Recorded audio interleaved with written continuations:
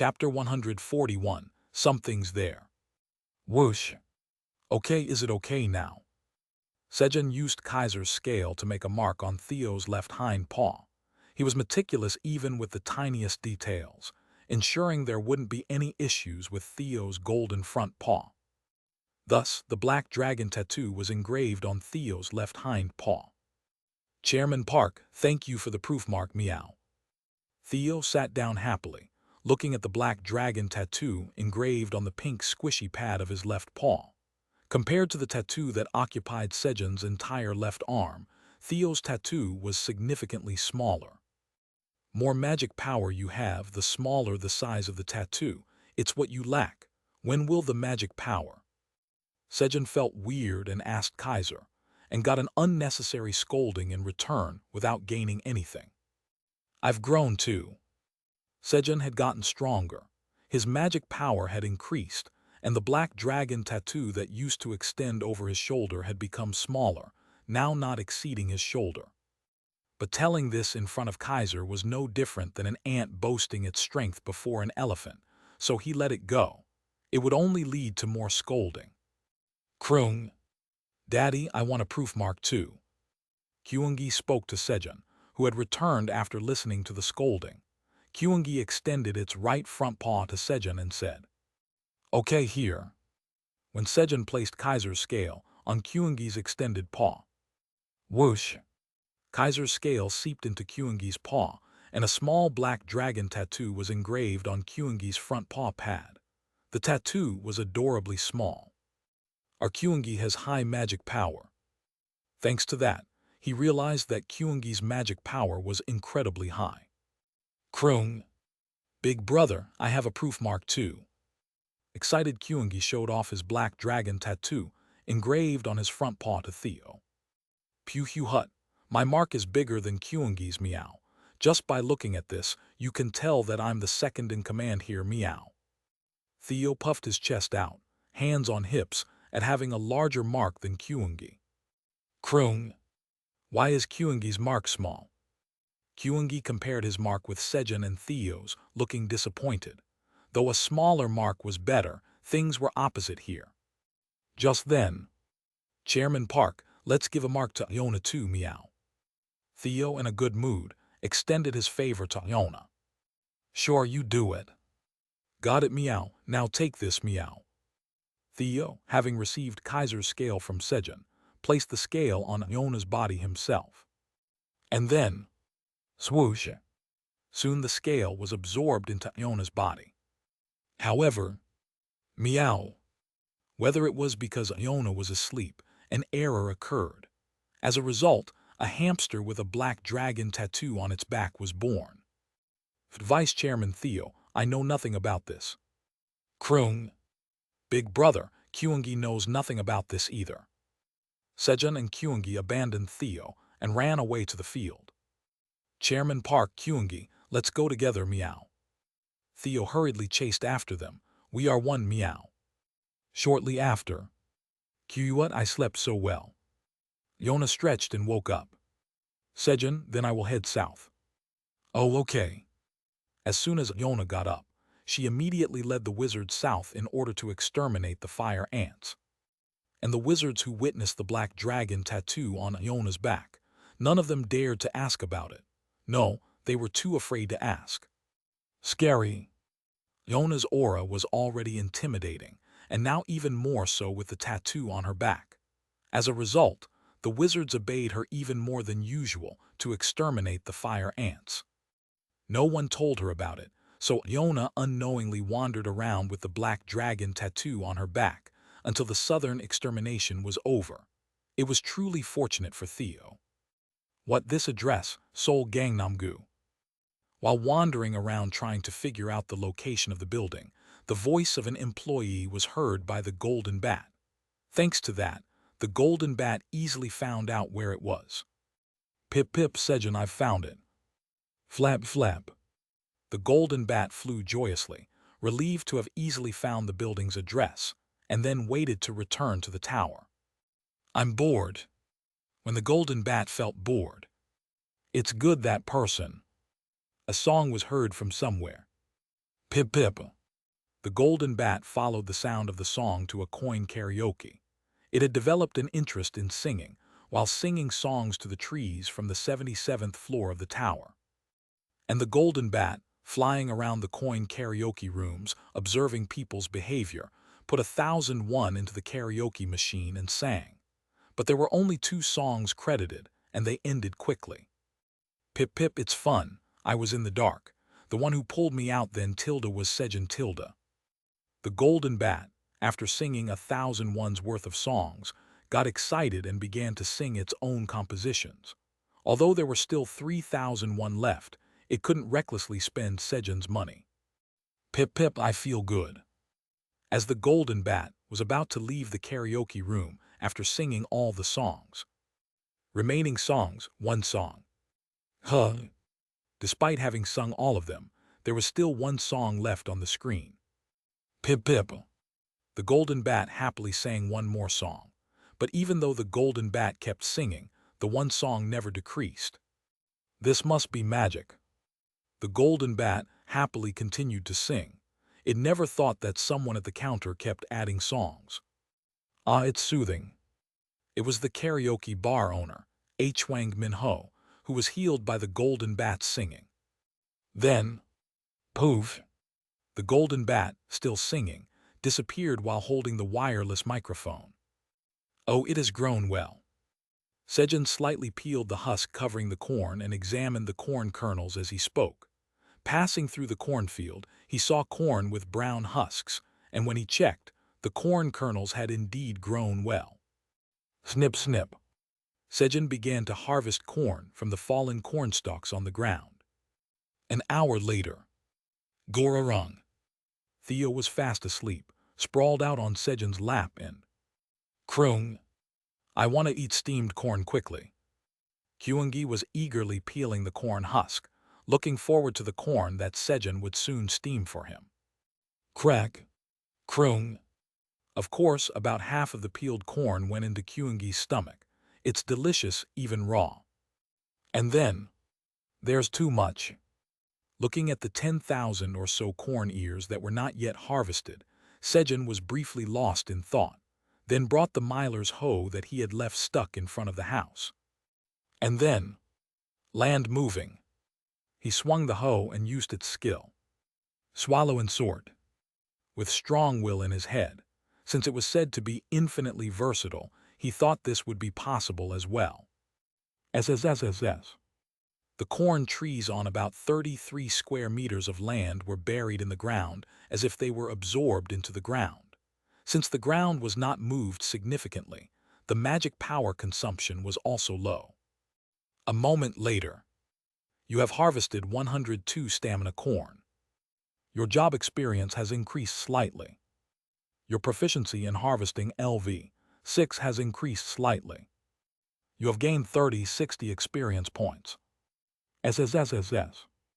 Along with the message, the corn trees rose from the ground, and the harvested corn came up separately and piled up. Is this possible?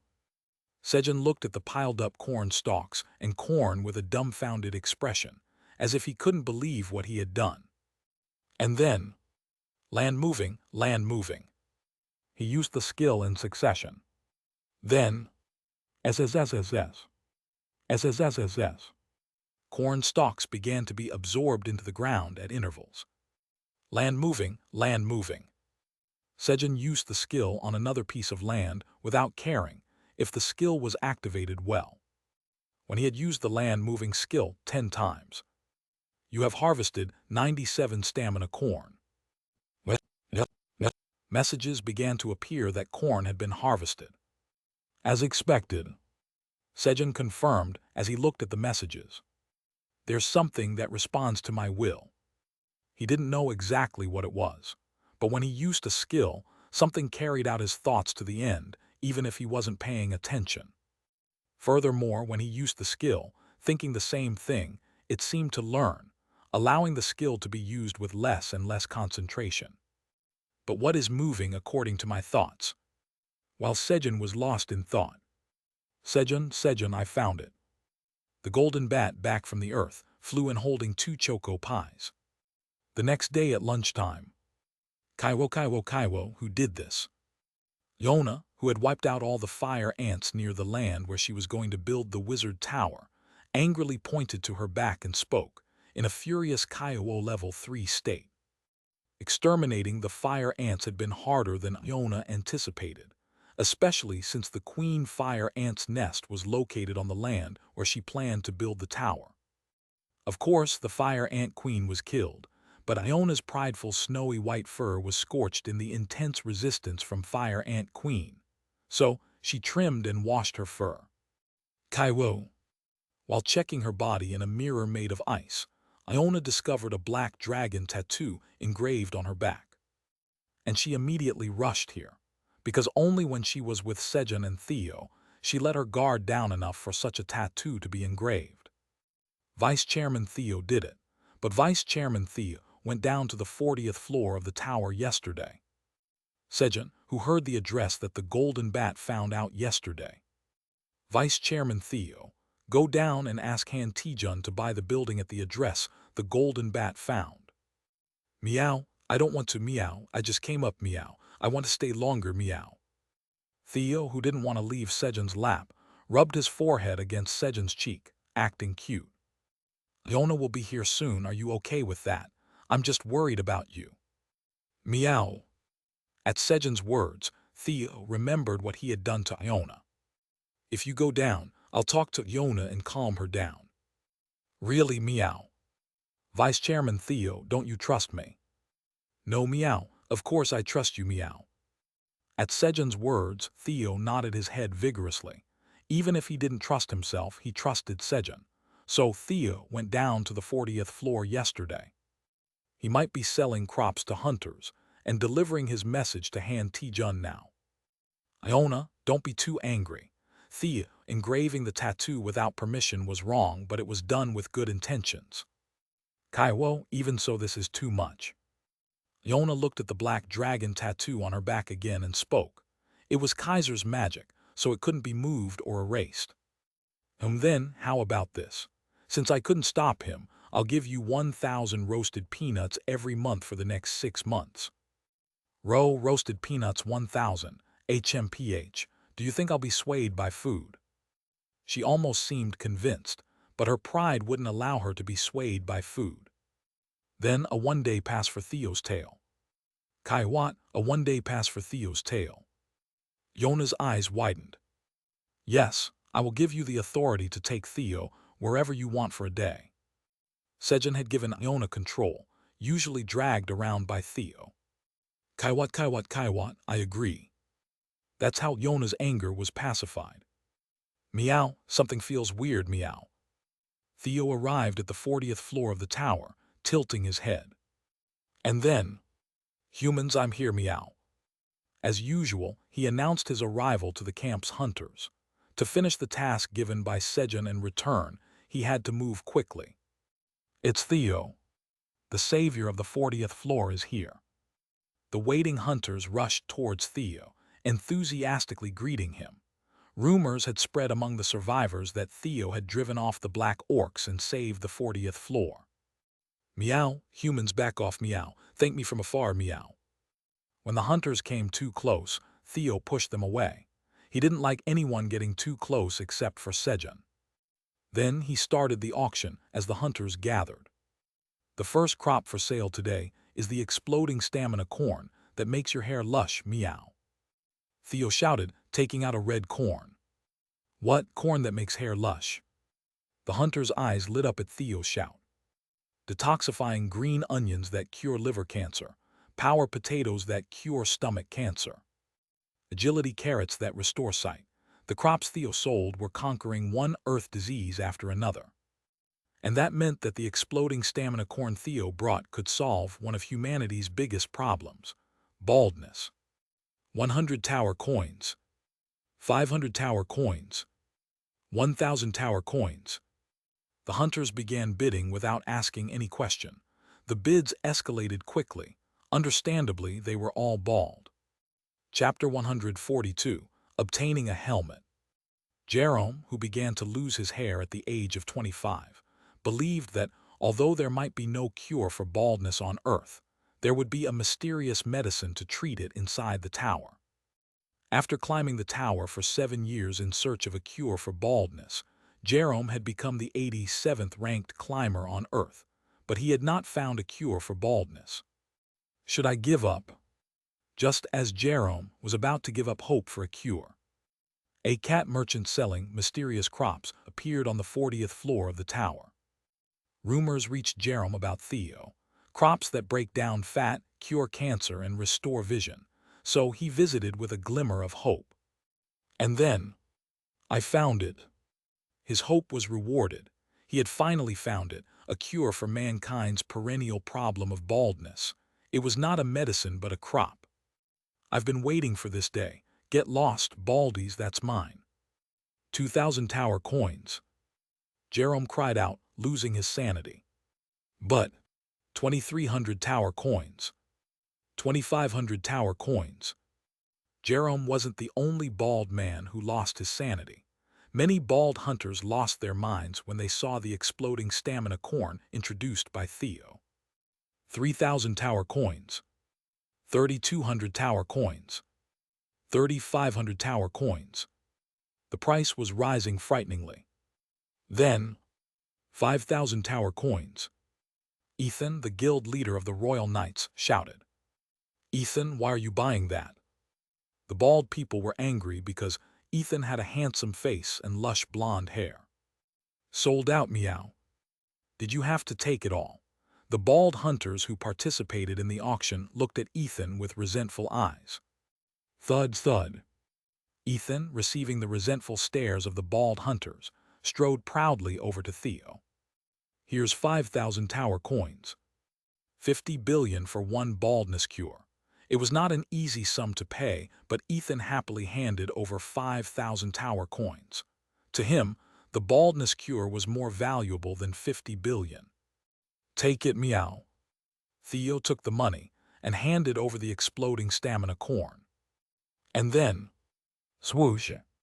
Ethan, who had received the exploding stamina corn, touched his head and pulled his hair. Tug. A wig came off, revealing his bald scalp. Ethan, too, was bald. Ethan was more popular on Earth than top movie stars and sports stars. If it was revealed that he was bald, he would lose more than just his popularity and commercial contract fees. Ethan, you too. It must have been hard. The bald men choked up at Ethan's sudden coming out. Chew. Ethan silently chewed the raw corn. He didn't even feel the taste. He was only focused on whether his hair was growing back. About a minute after he finished eating the corn. Twitch. Ethan felt a tingling sensation on his head. Although the auction continued, the gaze of the bald hunters was focused on Ethan. Sold out, meow. When Theo had sold all the crops he had brought. It's growing. Hair is growing.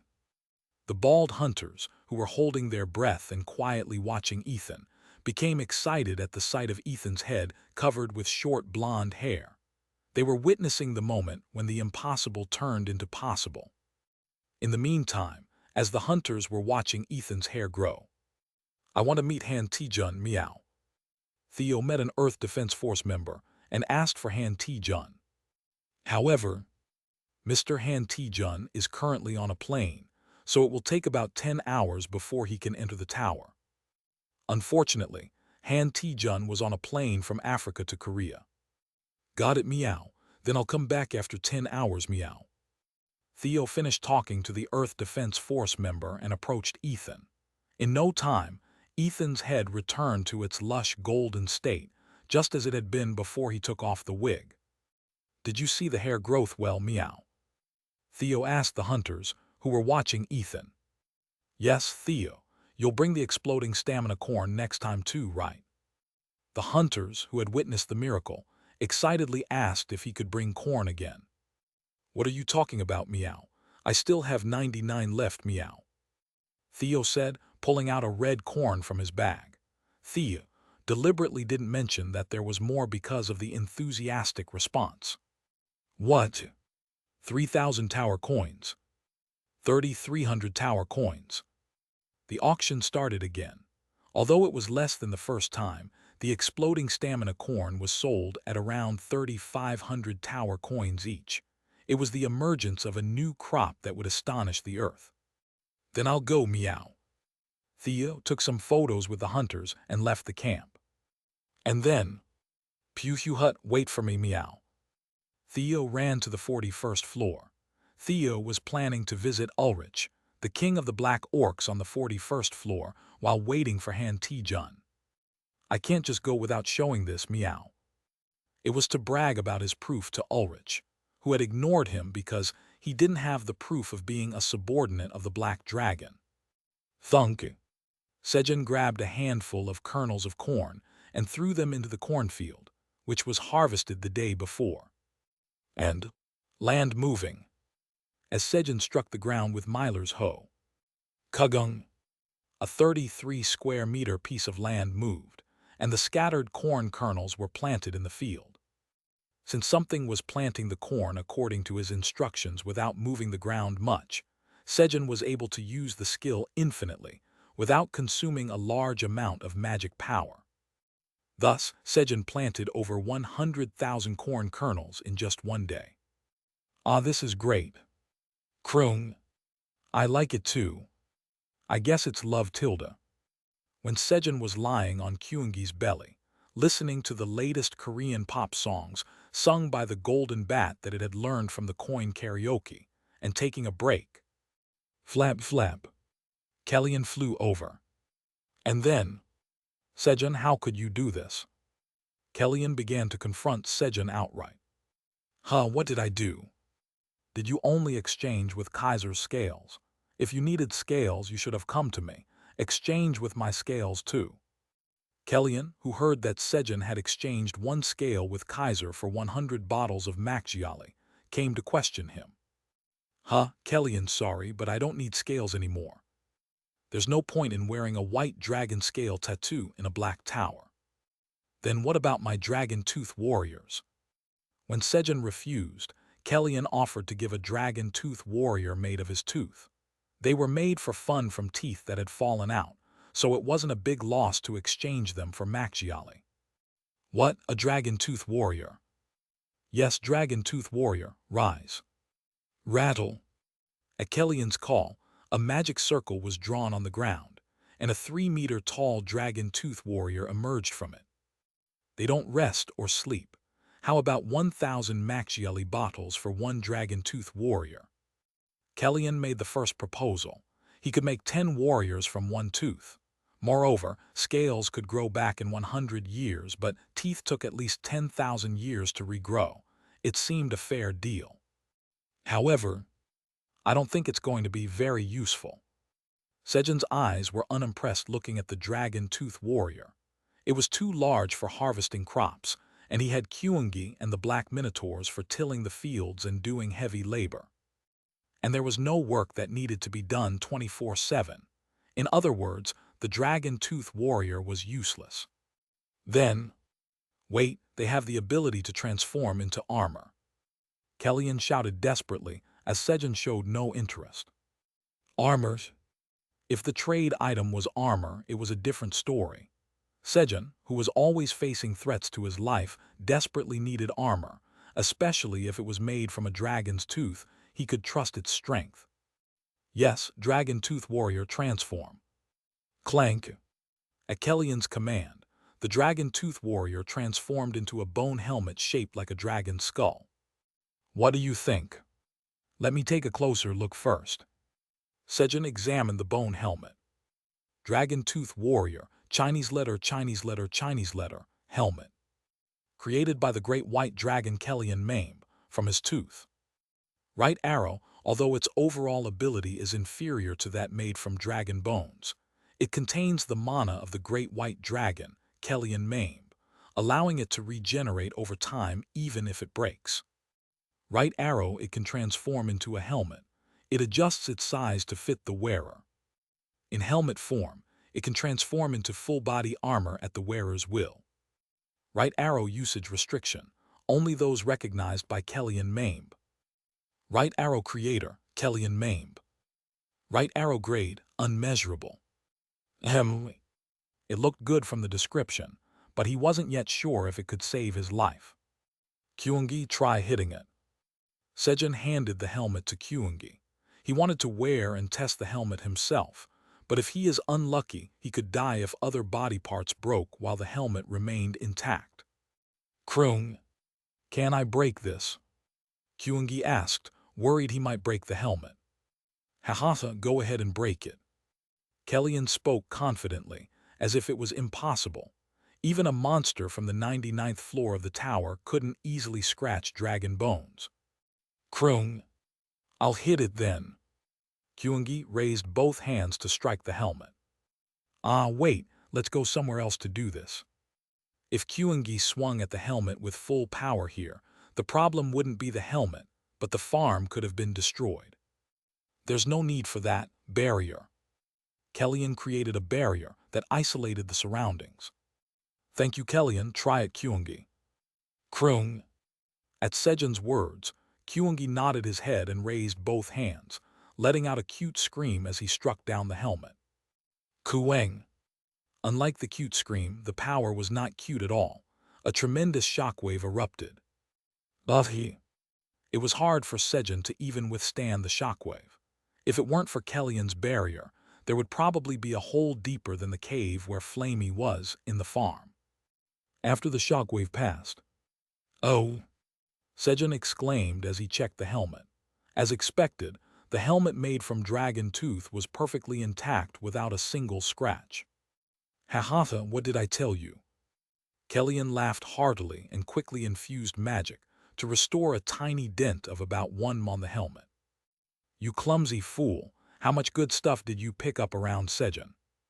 Even though it was a tooth from 10,000 years ago, it was still his tooth that was scratched for Kellyan. It was a blow to his pride. While Kellyan was cursing Kyungi. Swoosh. How does it look, Kyungi? Sejun asked Kyungi, wearing the bone helmet. Krung. It's good. Kyungi didn't know about the design but gave a perfect score for durability, seeing the helmet withstand his attack. And, Krung. Daddy, I want a helmet too. Kyungi also requested a helmet. Kyungi thought it would be fun to wear it together with Sejun. Kyungi wants it too. Krung. I want to wear it with Daddy. Kellyan, I'll buy this. But first, please give me 5 Dragon Tooth Warriors on a 10-month installment plan. Since the size was adjustable, he ordered for Theo, Black Rabbit, Kyungi, and Golden Bat as well. Installment. It means I will pay the price for the Dragon Tooth Warrior in installments over 10 months. Sejun didn't haggle over the price with dragons. If he inadvertently offended the dragons, his life could be in danger. Instead, like with Kaiser, he just agreed to receive the goods first and pay later. Then 500 bottles of Maxiali every month, agreed. Thus, the deal between Kellyan and Sejun for Dragon Tooth Warriors was concluded. 41st floor of the tower. Ulrich, where are you, meow? Theo was wandering around calling the name of Ulrich, the king of the Black Orc tribe, in a contemptuous manner, when Ulrich, upon hearing from his subordinate that a cat was calling his name disrespectfully, came to investigate. Cat merchant, what brings you here? Ulrich asked, watching Theo's tail. Fortunately, Iona, the great destructive wizard, was nowhere in sight. Look at this, meow. I've got a proof mark, meow. It's the mark that proves that I'm the subordinate of the great black dragon, meow. Theo lifted his left hind leg, showed the black dragon tattoo engraved on his paw, and bragged to Ulrich. That is, the mark of the great black dragon. Ulrich recognized it immediately. The remnants of the ferocious aura emanating from the tattoo on Theo's paw. The aura that flowed from it was undoubtedly that of a dragon. Phew phew fuff, do you want it, meow? Theo, laughing like a villain, asked Ulrich, who couldn't take his eyes off his paw. Chapter 143, Eating Popcorn. I want it. Ulrich answered, as if mesmerized by the black dragon tattoo on Theo's paw. It was a mark of being a subordinate of the great black dragon. Possessing it would be a glory for the clan, no, the glory of his entire race. And if he could achieve it, He would become a great king who would be remembered in the history of the black orcs for generations to come. Then listen to me from now on, meow. Theo spoke arrogantly, placing his hand on his waist. If Ulrich obeyed him, he intended to ask Sejun later to get one of Kaiser's scales for him. Of course, we will follow whatever the subordinate of the great black dragon says. No, meow. What? Listen carefully, meow. I am Theo Park, the deadly yellow cat, subordinate of the great black dragon, meow. Ah, yes, the deadly yellow cat Theo Park, subordinate of the great black dragon. Puhuhu, that's right, meow. Theo felt very pleased to hear his introduction from someone else's mouth. Subordinate of the great black dragon, deadly yellow cat Theo Park, bestow upon us the honor of using the mark of the great black dragon. Meow, how do you intend to use the mark, meow? We have a way, Lucan. As Ulrich shouted. Yes. A giant black orc entered, holding a staff adorned with skulls. Our black orc tribe's shaman, Lucan, will copy the mark on the paw of the great black dragon's subordinate, the deadly yellow cat Theo Park. Copy, meow.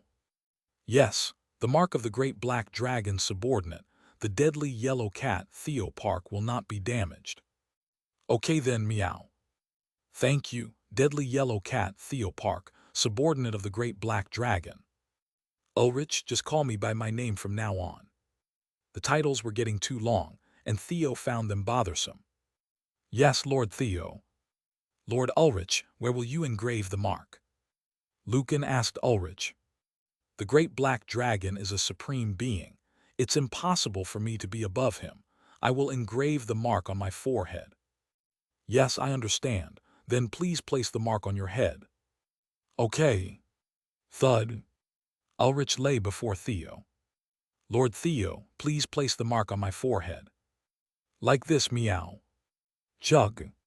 At Ulrich's request, Theo placed his paw with the tattoo on Ulrich's forehead. Somehow, it looked like a delinquent stepping on a person's head who was bowing down and begging. Please stay like that for a moment. Thump thump. As Lucan hit the ground with his staff and used a spell. Uwang. A red light flowed between Theo's paw and Ulrich's forehead. It's done. Thank you for your hard work, Lord Theo. You've worked hard too, Ulrich, meow. Theo responded without changing his position at Ulrich's words. You may take it off now. Okay, meow. Theo finally lifted his paw off Ulrich's forehead, revealing the perfectly engraved tattoo of the great black dragon on Ulrich's forehead. At that moment, meow, Theo discovered that something else was copied as well, the round shapes surrounding the black dragon tattoo. Theo's paw print had been engraved along with the black dragon tattoo on Ulrich's forehead.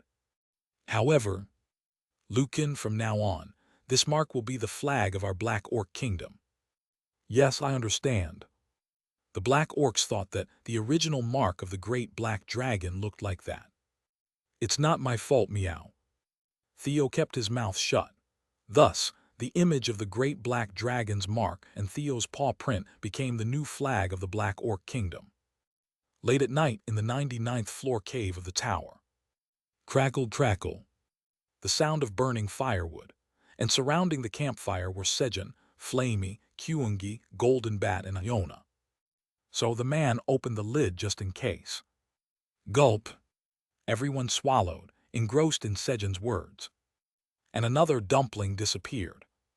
Sejun was telling scary stories around the campfire, having fun. Krung. Dad, I'm scared. Kyungi clung to Sejun's side at the mysterious phenomenon of food disappearing without being eaten. Nothing was more terrifying for Kyungi than food vanishing for no reason.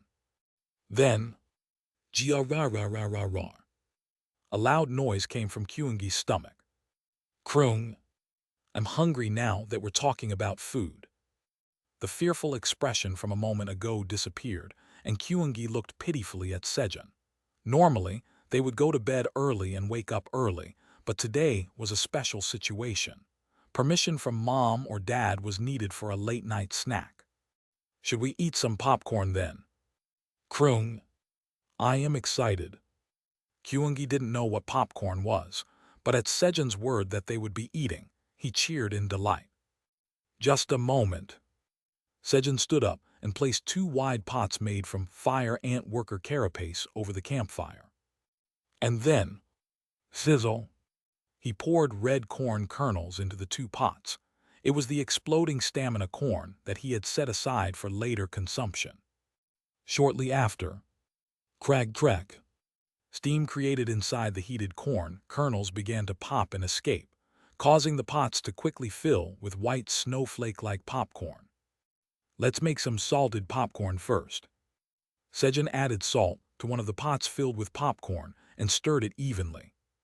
And then, here, Sejun rolled some leaves into a cone like an ice cream cone and filled it with popcorn.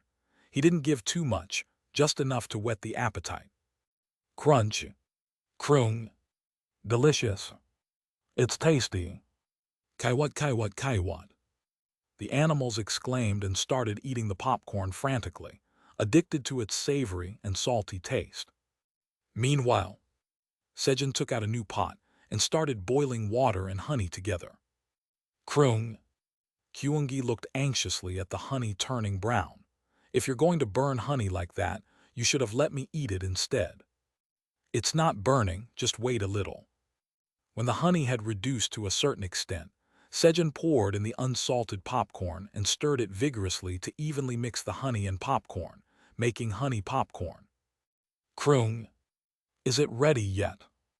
Kyungi, who had finished the popcorn given by Sejun and was intoxicated by the honey scent emanating from the pot, started circling around the pot, watching Sejun making honey popcorn. Kyungi, wait. When Sejun spoke sternly to Kyungi, who was wandering around the hot fire. Krung. Kyungi will wait in his place. Kyungi quickly sat down in its place and waited patiently for the food, as he had learned when he was younger. It's almost done. Iona, please use a weak drying spell.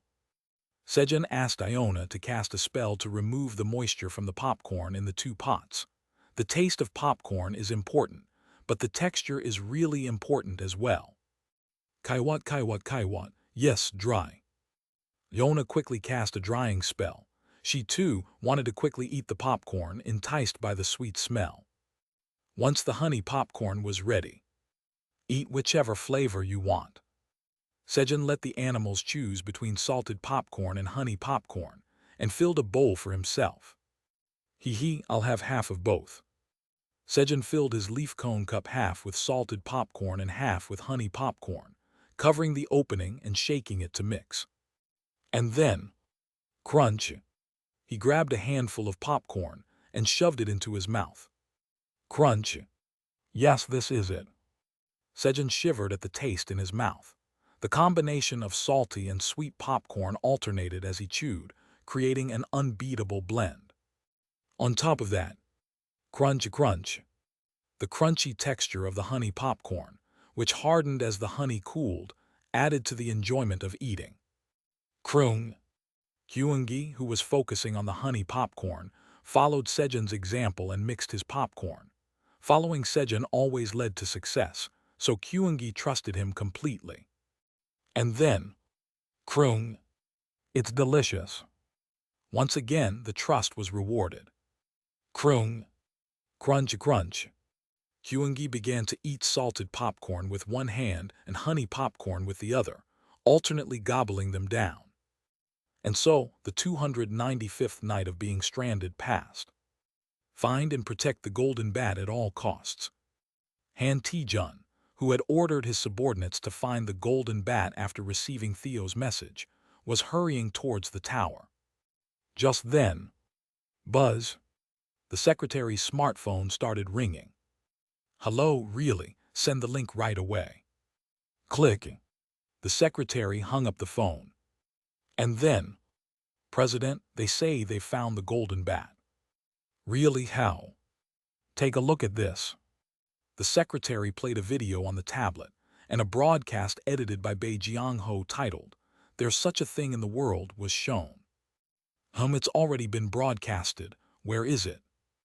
It's Hanla building next to our association. Next to our building, it was that close.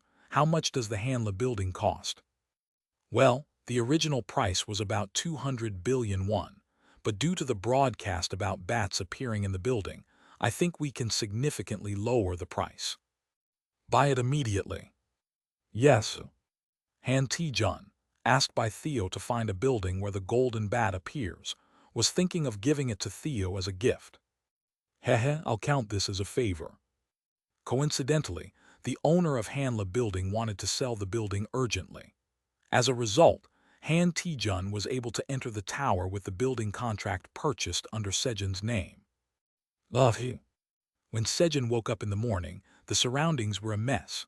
Popcorn spilled from the night before was scattered all over the floor. Gyurorong. Berorong. Kyungi was sleeping inside the pot, holding the golden bat. Iona had gotten up early and went to check on the construction site of the wizard tower. Master, are you awake? Yeah. Flamey greeted Sejun, who was looking around. Did you sleep well too, Flamey? Yes, it wasn't quiet last night, so it was great. Our Flamey must have been lonely all this time, wasn't it? Sejun thought that he should play in the cave more often from now on. And he left Kyungi and the golden bat sleeping and went outside. Then, Kwek, a mushroom ant proudly approached Sejun. Hehe, you came at the right time. When mushroom ants are full of confidence, they usually have an elixir mushroom on their back, so Sejun welcomed the mushroom ant warmly. Kwek, the mushroom ant, pleased with Sejun's hospitality, showed its back. As Sejun expected, there was only one elixir mushroom on the back of the mushroom ant. It was a black, stone-like mushroom he had never seen before. You worked hard to grow it. Sejun praised the mushroom ant while patting its back. And then, Poppy, he picked the mushroom. You have harvested an enhanced elixir, black truffle. Your job experience has increased slightly. Your proficiency in harvesting LV6 has increased slightly. You have gained 250 experience points.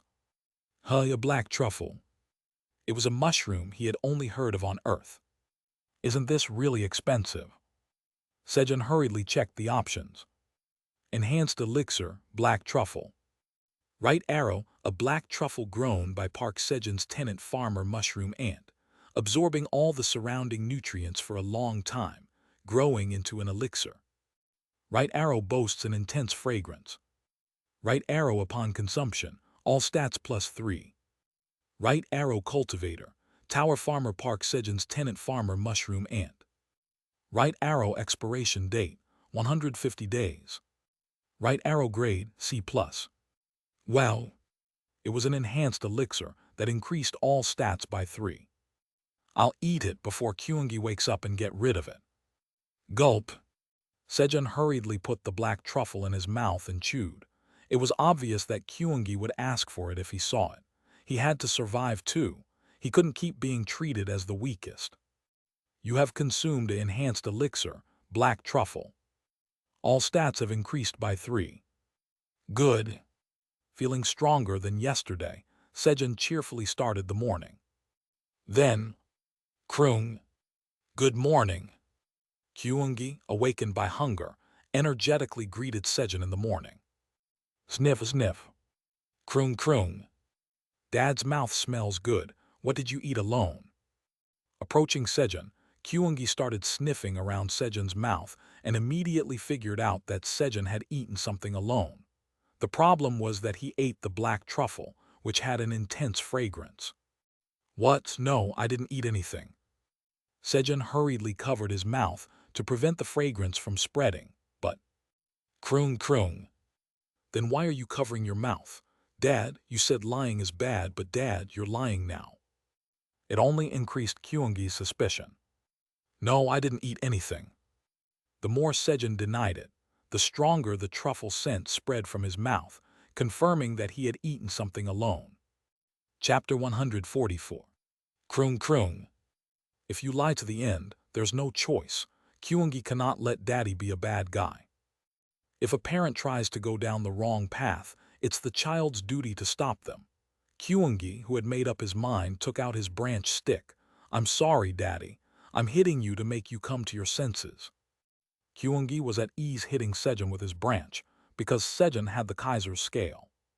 "All right, Dad ate alone, so Kyungi put that branch down."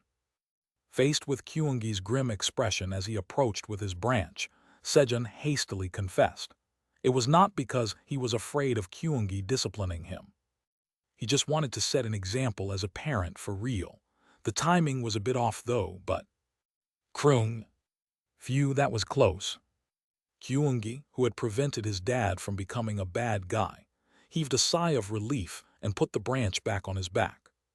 Then, growl. Kyungi's stomach signaled for food.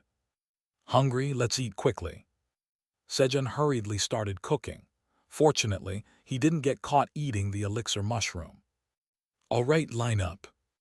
The wizards began to control the monsters that had arrived on the 99th floor of the tower. They were laborers recruited for the construction of the new wizard tower. Then, "Is this the place?" Among the laborers, a creature with a crocodile's head was carefully examining the surroundings. It was Riken, who had disappeared from 75th floor of the tower. Through days of investigation, Riken found that Theo's final destination was always the 99th floor of the tower. The Myler's hoe must be there. So, while wondering how to enter the 99th floor without suspicion, Riken sought in for construction laborers for the Gravity Wizard Tower and entered the 99th floor mixed in with the laborers. Thus, while following the wizards, Riken arrived near Sejun's farm when… "Take a short break here and then move again. Don't leave your spot." The wizards gave the laborers a rest and hurried towards Sejun's farm. To be precise, towards the crop storage. Squeak. The rabbit guarding the storage welcomed the wizards. And then, "Rabbit, give me 2 jars of cherry tomatoes and 3 jars of dried golden sweet potatoes." "I'll take 3 jars of cherry tomatoes and 30 carrots." The wizards began to order snacks from the rabbit guarding the storage. These days, buying snacks here was a great pleasure for them. Although the low-level wizards could only eat green orbs, a little snack was allowed. The senior wizards in the tower also knew how hard it was to eat green orbs only. Besides, the magical cherry tomatoes, which temporarily increased magic power, helped in getting a better feel for handling mana, making it a mandatory snack for wizards visiting Sejun's farm. As the wizards were buying their snacks, Sneaka, one of the laborers, cautiously moved. It was Riken, who had come to find Myler's hoe. Where could it be? Riken bent down and carefully looked around Sejun's farm. Then, Riken found the strategic weapon, the legendary land-moving Myler's hoe, too easily. It was just stuck in a field nearby. It must be Myler's hoe, right? It was so poorly managed that Riken wondered if what he saw was a fake. To an unknown person, it would have just looked like a common farming tool on the side of the road. But when Riken grabbed the hoe, the earth's power responding to his strength confirmed that it was the legendary Myler's hoe. Do they not know how extraordinary this equipment is? They knew. Sejun just considered it as just slightly better equipment, as he had felt the strength gap that could not be filled by the equipment alone. Whatever. Riken, who had obtained Myler's hoe, quickly fled to the entrance of the 99th floor. Buzz. Buzz. The poisonous honey bees were annoying him along the way, but they couldn't penetrate Riken's thick skin, so he just ignored them and ran. And almost when he reached the entrance of the 99th floor of the tower, Krung. That's my dad's. Kyungi came running from afar and shouting. 30 minutes earlier. Feeling guilty for eating the enhanced elixir mushroom alone, Sejun prepared a lot of food that Kyungi and the golden bat liked. He made honey bixialgi, honey rice cake, and sweet potato soup, and took out bananas, watermelons, and mangoes, which were limited in quantity from the void storage. Krung. It's delicious. Little brother golden bat eat a lot. Pip pip, yes, big brother Kyungi, you too eat a lot. Kyungi and the golden bat feasted on the delicious food from morning. after finishing a hearty breakfast. Then I will be making makgeolli rice wine. You two can play and have fun. Sejun left Kyungi and the Golden Bat to play and went to the brewery. Since the amount of makgeolli to be supplied to the two dragons was not small, Sejun had the architect Grey Rabbits build a brewery for making makgeolli. After Sejun left, Krung, I'm full now. Pip pip, me too. When Kyungi and the Golden Bat were looking at each other's bulging bellies and laughing. Buzz, the seventh poisonous queen honeybee, flew quickly from afar. Krung, what happened? Kyungi asked the seventh queen honeybee. Buzz, buzz. Kyungi, there's big trouble. It's an intruder. Krung, did another poisonous honeybee come? Kyungi and the seventh honeybee were connected by a sticky honey connection. Sometimes when the eastern poisonous honeybees appeared, Kyungi would chase them away and receive a more special honey as a reward. Buzz, buzz. No, the intruder is running away with Sejun's hoe. Krung. Kyungi thought he had heard it wrong. Daring to steal my dad's stuff. There's no way. But, pip pip, if it's Sejun's hoe, it's a legendary equipment. Buzz. Yes, we have to catch them before they leave the 99th floor. The conversation between the Golden Bat and the seventh queen, Honeybee confirmed he hadn't heard wrong. Krung krung. How dare some bad guy steal Kyungi's dad's stuff? Where's the bad guy? Buzz. Over there. Big brother Kyungi, let's go together. So Kyungi and the Golden Bat followed the seventh queen bee, and after about 20 minutes, they saw a creature with a crocodile's head running with Sejun's hoe. Dada. Krung krung. Put down that hoe quickly. It belongs to Kyungi's dad. Yes, that's right, it belongs to Sejun. Kyungi ran quickly, spreading his arms wide to block Riken's way, and the Golden Bat surrounded him from behind. Kayakyakya, move if you don't want to get hurt, kid. Krung krung. My name's not Kid, it's Kyungi, and taking other people's things is bad. Chug. Kyungi pulled out the branch stick on his back. Land moving. Thump. Riken, who wanted to test Myler's hoe anyway, swung the hoe strongly toward the ground. Rumble, rumble. The ground began to rumble loudly. It was different from Sejun's hoeing. And thump. Giant stone hands, 5 meters in size, sprouted from the ground. Dozens of such giant stone hands surrounded Kyungi, the Golden Bat, and the seventh queen honeybee. Buzz. Kyungi, what do we do? The seventh honeybee, who guided Kyungi, spoke in a fearful voice after seeing the giant stone hands. Krung. Golden Bat, protect the seventh. Big brother Kyungi, what about you? The Golden Bat asked Kyungi in a worried voice. What if there was an accident? But, Krung, Dad said it's okay to hit bad guys. Kyungi, clearly intending to use force. Stomp stomp. Confidently stepped forward. Kayakyakya, brave aren't you? You must not know how scary the world is, take this. Excited by the spectacle he created, Riken moved the stone hands to make fists and attacked Kyungi. Whoosh! Stone fists attacked Kyungi with a whistling sound at high speed. But, Krung, when Kyungi infused the enhanced branch with magic power and swung it. Crash! The enlarged branch shattered 5 stone fists at once. And then, Krung, I'll teach the bad guy a lesson.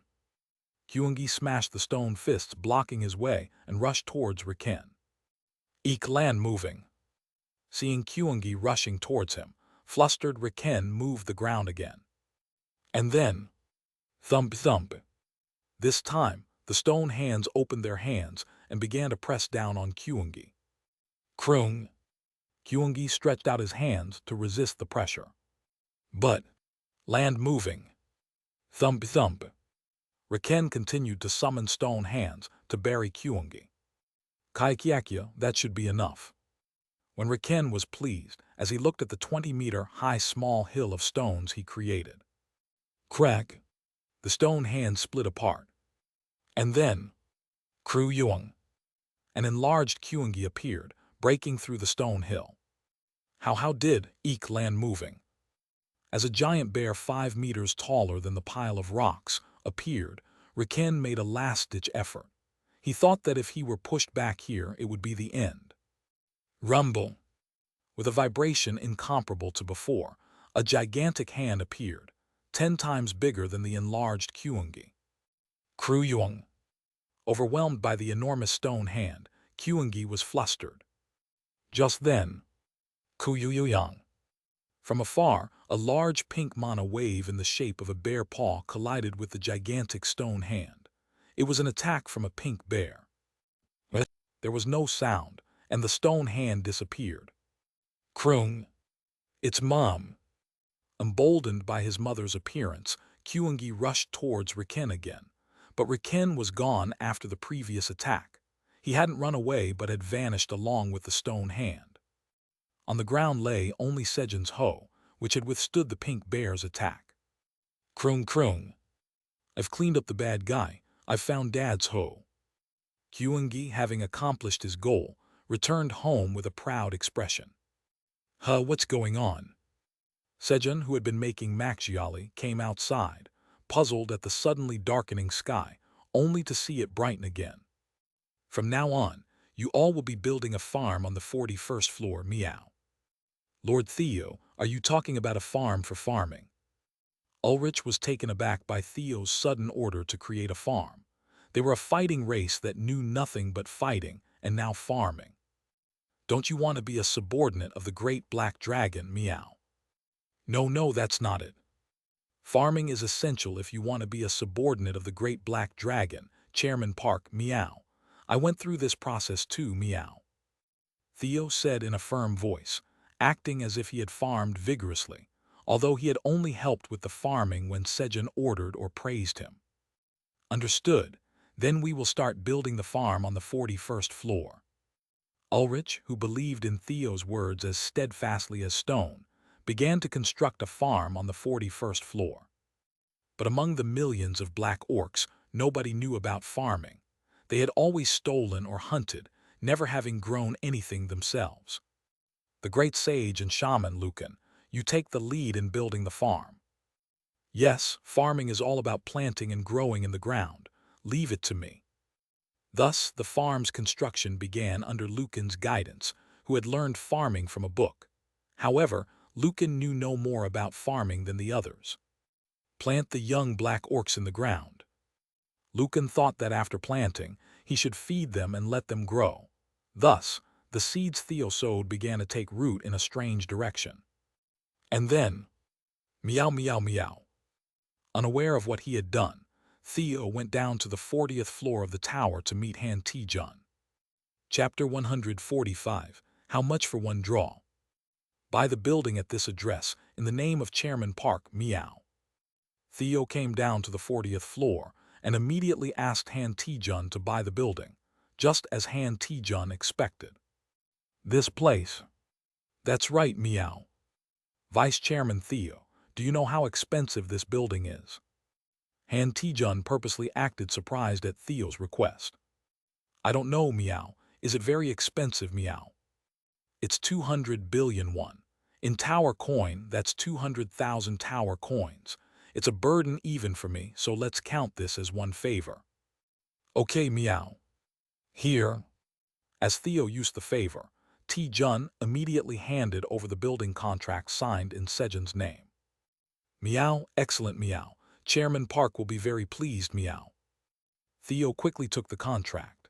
In a flash, Sejun had acquired a 200 billion won building in Gangnam for free, with just a flick of his cat's paw. So, is there anything else? There's more, meow. I'll use one more favor, meow. Really? Fill the building with food for the rest of your life, meow. Having acquired the building, now it needed to be filled. Okay, how much could it be? I'll fill it up completely. Theo's word, lifetime, did make Han Taejun a bit nervous, but his face brightened at Theo's words that he would use one more favor. Compared to the building's price, the cost to fill it with goods was not that great, and how much could one eat anyway? Han Ti-jun would later realize how wrong he had been. He had not known that there were many voracious beasts around Sejun who never seemed to be satisfied. It was a very reckless decision. Thank you, Meow. Now please fill it with goods, Meow. Okay, and we need more sturdy blade green onion leaves. There was a possibility that locusts could invade other places, so this was to prepare just in case. I got it, Meow. I'll tell the interns, Meow. With that, Theo headed back up to the 99th floor after talking to Han Ti-jun. Nice. Kaiser downed a shot of Macchiali rice wine and savored the aftertaste with a satisfied smile. And as he bit into a roasted sweet potato, Father, the black moon is appearing. Anton rushed in, shouting, What black moon? At Anton's words, Kaiser's expression hardened, and he hurried outside. In the distance, a thin gap was visible between the world engulfed in red clouds. It was undoubtedly the black moon. And the black moon was not emitting light but absorbing it, amplifying its presence as it appeared. Awaken all the black dragons and have them stand by. Yes. The hitherto lackadaisical Kaiser now exuded authority and urgency as he ordered Anton. It would take almost 10 years for the black moon to fully appear, but 10 years is not a long time in the eyes of dragons, especially when waking dragons that have slept for hundreds of years. They must be awakened now to be able to fight in prime condition 10 years later. Release. Boom. Kaiser dispelled the polymorph spell, transforming into a gigantic dragon and soaring into the sky. From the sky, he could see the red world, growing as it absorbed energy through tendril-like tubes connected to the destroyed worlds. The red world's name was Destruction. Destruction was always wrapped in ominous red clouds, without sun, moon, or stars. And surrounding Destruction were 8 towers, including the Black Tower. Above these towers floated a massive piece of land. It was the dragon's home and the frontline fortress in preparation for the battle against Destruction. To think it's appearing now. Kaiser looked at the black moon with a grave expression. The appearance of the black moon meant, they're coming back. There was only one time in the past when the black moon appeared like this, when the towers were born. A black moon formed in the middle of the newly born red world. Soon after the black moon completely appeared, 12 beings known as the Apostles of Destruction, possessing immense power, emerged from it. They attacked the dragons as soon as they appeared, and the ensuing battle between the 12 Apostles of Destruction and 10,000 dragons resulted in an overwhelming victory for the dragons, thanks to their sheer numbers. But the Apostles of Destruction left a message that they would return when the black moon rises, and they vanished, turning to ashes. The victory was nothing but a wound, considering that 1,000 dragons died to defeat the 12 Apostles of Destruction. Phew, I hope the damage isn't too great this time. As Kaiser was worrying about the future. Kaiser, it's been almost 3,000 years since we last met like this, has it not? Kellyan, who had transformed into his original body, approached him. That's right, we haven't met since the Black Moon event. The others are waiting, let's go quickly. All right. Kaiser and Kellyan flew towards the conference hall to prepare measures against the Black Moon with the other clan lords. As Kaiser and Kellyan departed, Wriggle, the roots that had emerged from the Black Tower, began to move busily. Day 299 of being stranded. Take this belly puff, bu-bu-bu-bub. Kuggy-keg-keg. After eating a hearty lunch, Sejun was playing with Kyungi, blowing air into Kyungi's swollen belly. Kyung. It tickles. As they played. Snore. Kurr. Sejun and Kyungi fell asleep. Then, Kaiwat, it seems you're enjoying a nap. Yona, who had returned after finishing the tower construction, found the two of them. Swoop. Yona took this opportunity to settle on Sejun's lap and close her eyes. Kaiwat. Yona was dreaming a nightmare of both anger and joy. A moment later. Yona is here. Kroon. Big sister Yona, when did you come? Sejun and Kyungi, having just woken from their nap, noticed Iona. Kaiwo about 10 minutes ago. Iona answered, her voice a bit irritated from not getting enough sleep. What are you doing here? Weren't you busy with the wizard tower construction? Kaiwat. The wizard tower construction was completed today. What? It's all built already. Sejun was surprised at Iona's words. From what he'd heard, the height of the wizard tower exceeded 500 meters. Kaiwat. The power of magic is great, you know. Iona said, enjoying Sejun's reaction. Then can we go see the wizard tower? Of course. I was going to invite you to the tower's completion celebration party later. Oh, you're having a celebration party too. A party? Sejun's voice was filled with excitement. Krung. Party. Kyungi's voice was also full of excitement, knowing that a party meant more food than usual. Kaiwat. Yes, we're planning to do it a week from now, so I have a favor to ask of you, Sejun. What is it? I want to use your crops for the food at the party. That's fine, you can use them as you like. The storage room was overflowing, except for some crops. Kaiwat. Thank you, I'll pay you well.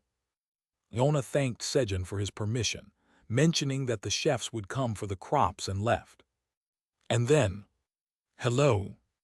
The chefs who came to pick up the crops took an enormous amount of produce from Sejun's storage, indicating the grand scale of the upcoming celebration. Thanks to that, Sejun's seed bank balance combined with Theo's earnings reached exactly 100 million tower coins. The wizards were indeed wealthy, paying without even haggling. When Sejun had 100 million tower coins, Aileen, can I get another power? He asked if he could receive a new power. The tower's administrator asks you to wait a moment. A moment later. Grantable powers. Power, strong strength power, strong stamina power, strong agility. Aileen checked the tower coins Sejun had and showed the available powers. The tower's administrator says you can choose one of the 3 powers. I've decided I'll take strong stamina. He didn't need to think about it. When he pondered what he should do to survive, the answer came quickly. The tower's administrator says she will grant you power, strong stamina. Yes. 100 million tower coins have been deducted from your seed bank. The tower's administrator grants the power, strong stamina to the tower's mid-level administrator, Tattoo. You can later enhance power, strong stamina, using contribution points or tower coins. Due to the effect of power, strong stamina, your stamina increases by 50. With a sudden increase of 50 in his stamina stat, his stamina became 74. With increased stamina, Sejun felt his chest swell with grandeur and a confidence that anything seemed possible. Just then, Krung. Kyungi, humming a tune, approached Sejun. One must always be humble. As soon as he saw Kyungi, the grandeur in Sejun's chest disappeared, and he felt humble like a conditioned reflex. Krung. Dad, why are you suddenly so down? Eating something tasty is what you do when you feel down. With that, Kyungi comforted Sejun and dragged him to the kitchen. Then, Krung. Kyungi wants to eat garidyeok, rice cake. Kyungi boldly spoke of what he wanted to eat. But we don't have money to buy rice flour now. Sejun replied with a troubled expression. He had spent all his money to gain the new power, and he had no money left for the relic, wealth-devouring rice dough. Krung. So we're beggars. Kyungi looked saddened by Sejun's answer. Be beggars. We're not beggars, just temporarily poor. Instead, I'll make honey jelly today. Sejun hurriedly offered an alternative upon hearing Kyungi's words. Krung. Dad can make honey jelly too. Kyungi, who thought that only poisonous honey bees could make honey jelly, was excited by Sejun's words. Yes, I can make honey jelly. Sejun said with a confident expression. Making honey jelly was incredibly simple. Now put the honey in a bowl, ice cube. He quickly froze the bowl containing the honey. Done, that's it. Kroong. Is that it? Kyungi looked disappointed. He had already tried the honey ice cube before. This is different from what you ate last time. Last time it was half water and half honey, but this time it was 100% honey. Thump. Sejun split the ice cube in half with his hand axe. And, look. Sejun took out the honey in the bowl, and it jiggled like jelly. Kroong. That is amazing. Yes, that is amazing, right? Heh, ice cube. Puffed up by Kyungi's praise, Sejun started making honey jelly again. Kyungi's praise made Sejun dance with joy. Theo was heading towards the 99th floor of the tower. Meow, I need to stop by somewhere first, meow. Theo, suddenly remembering something he had to grab, entered the 75th floor. And the place Theo headed to was the lost and found storage of the Wandering Merchant Association, where he had gotten the item that had promoted him to temporary vice-chairman. What? Why are you here again? Taru, who was guarding the lost and found storage, said when he saw Theo. How much for one draw, meow? What? This isn't that kind of place, go away. I don't want to, meow. I want to draw, meow. Theo knew that there were items here to ensure his long-term rule as vice-chairman. The road to becoming the tower's top wandering merchant was long and far, but he wanted to remain vice-chairman during that time. I need the item in there for that, meow. No one can stop me, meow. I'm going to draw, meow. Theo said, looking at Taru with an intense glare. Chapter 146. Just go away, this is not a place for draws. The guard of the lost and found storage, Taru, tried to politely send away this cat merchant, Theo. However, let's start bargaining, meow. I said no. This damn cat merchant wasn't taking no for an answer. How about 1 tower coin for 1 draw, meow? And this outrageous price. Look at this guy. At the price Theo was offering, Taru felt strangely offended. Unknowingly, his hand tightened its grip on the spear he was holding. Even if there was nothing valuable in the lost and found storage, 1 tower coin, then what does that make him, who had been guarding this place for over 100 years? While Taru was feeling upset, the best merchants buy good items at the cheapest price possible, meow. Theo, who believed that maximizing profit by buying good items at the cheapest prices was the virtue of a competent merchant, only thought about getting the draw as cheaply as possible. Ideally, he wanted to go in for free and take everything he liked, but Theo still had some conscience. This is not that kind of place. Taru, holding back the anger rising from his chest, refused again nicely. However, then 1.1 tower coins. Theo's bargaining had just started. No. Then 1.2 tower coins. I said no. 1.3 tower coins. No means no. Taru continuously refused, and Theo kept bargaining, refusing the refusals. What a stubborn guy. Taru was annoyed watching Theo slowly raise the price bit by bit. He had heard that the best wandering merchants were stingy, but he didn't know it would be to this extent. It was too stingy. And so hours passed this way. 10 tower coins. Hey, that's too cheap. Eventually, Taru shouted in anger at the price Theo offered. You surprised me, meow. If it's cheap, you should have said so, meow. How about 20 tower coins for 1 draw, meow? Theo cheerfully doubled the bargaining price. 1,000 tower coins, otherwise you cannot enter. Taru said firmly. If it was the place he was guarding, it had to be worth that much. Taru thought that Theo, who had luckily drawn an item that Riken was eyeing last time, was surely hopping for another stroke of luck. So he planned to teach this puny cat a lesson.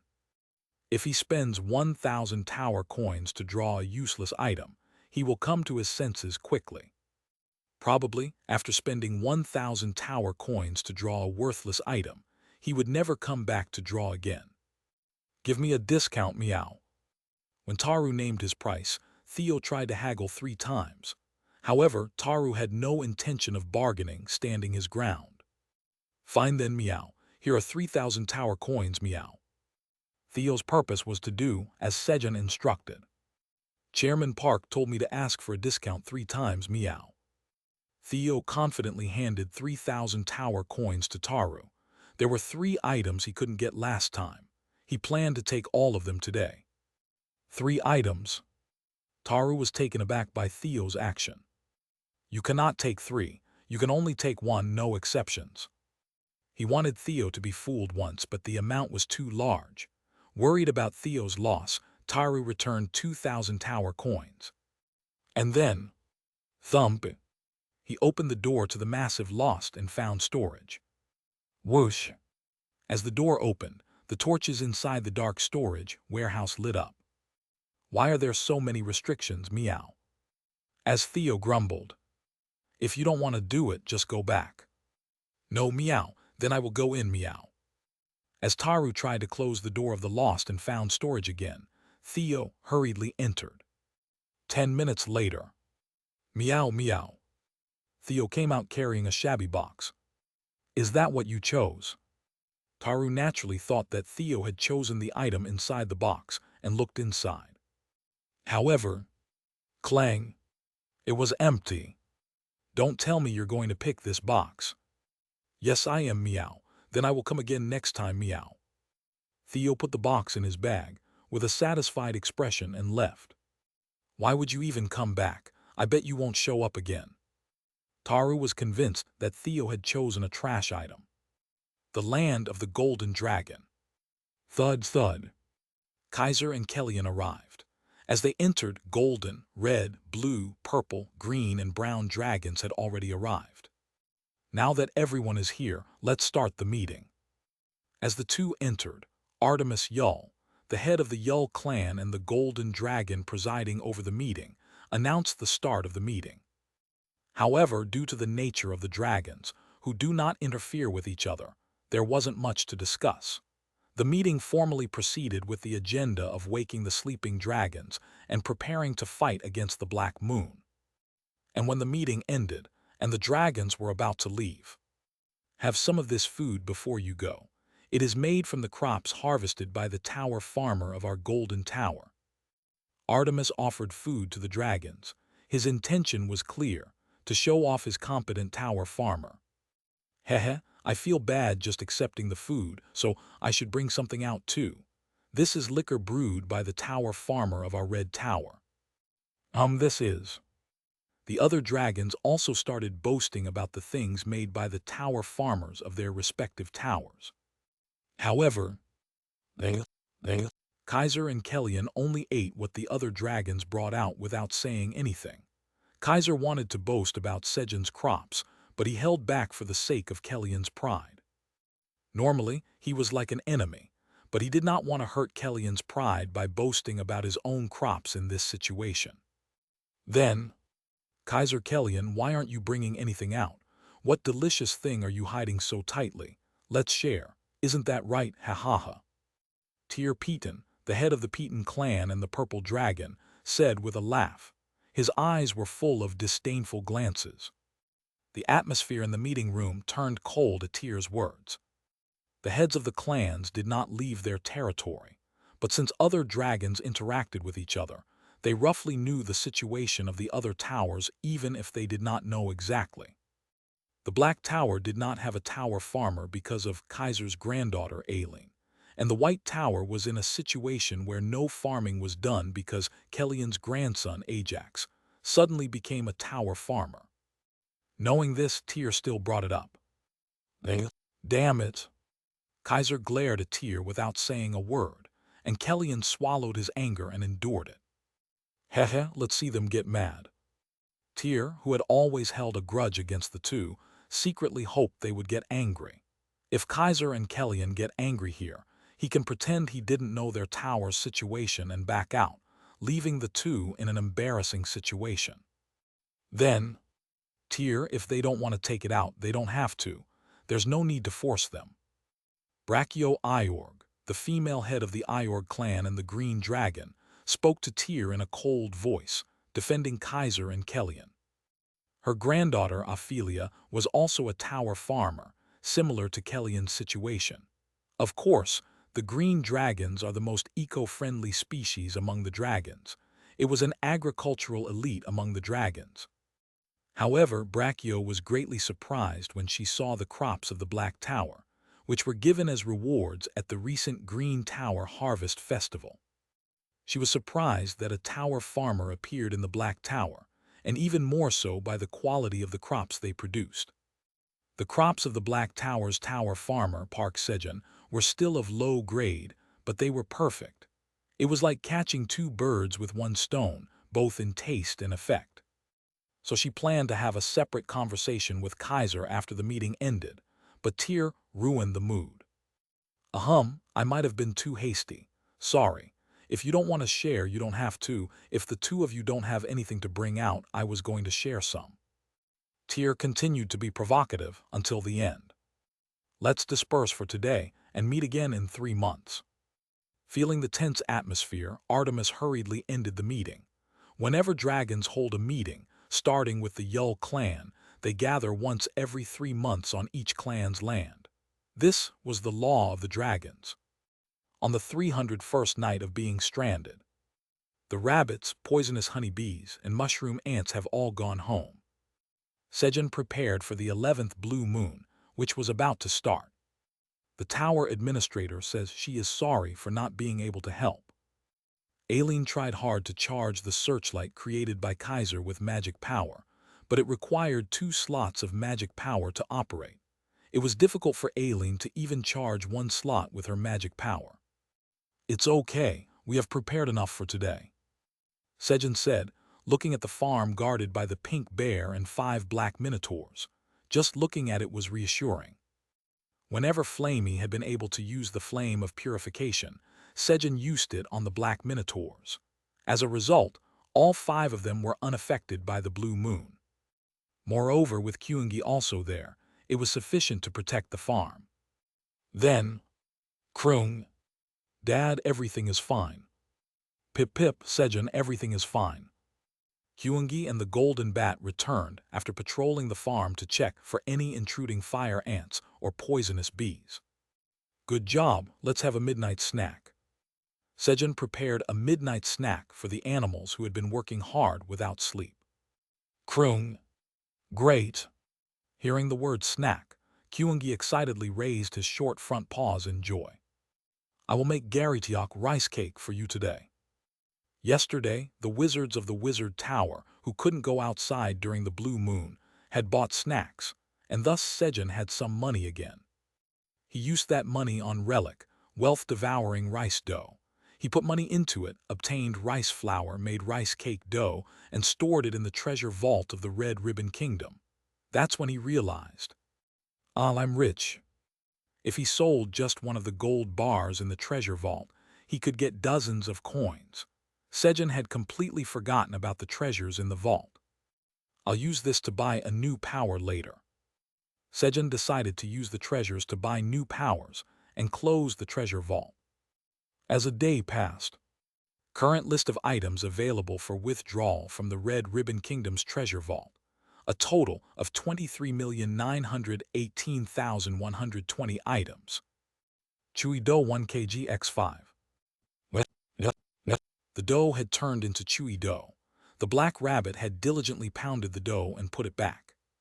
I will take out 5 kg of chewy dough. Withdrawing 5 kg of chewy dough from the Red Ribbon Kingdom's treasure vault. Okay, press it gently and slowly, Sejun said, putting the dough into the manual Garitiok machine held by Kyungi. Krung. Having done it several times already, Kyungi skillfully started making Garitiok. Chewy Garitiok have been completed.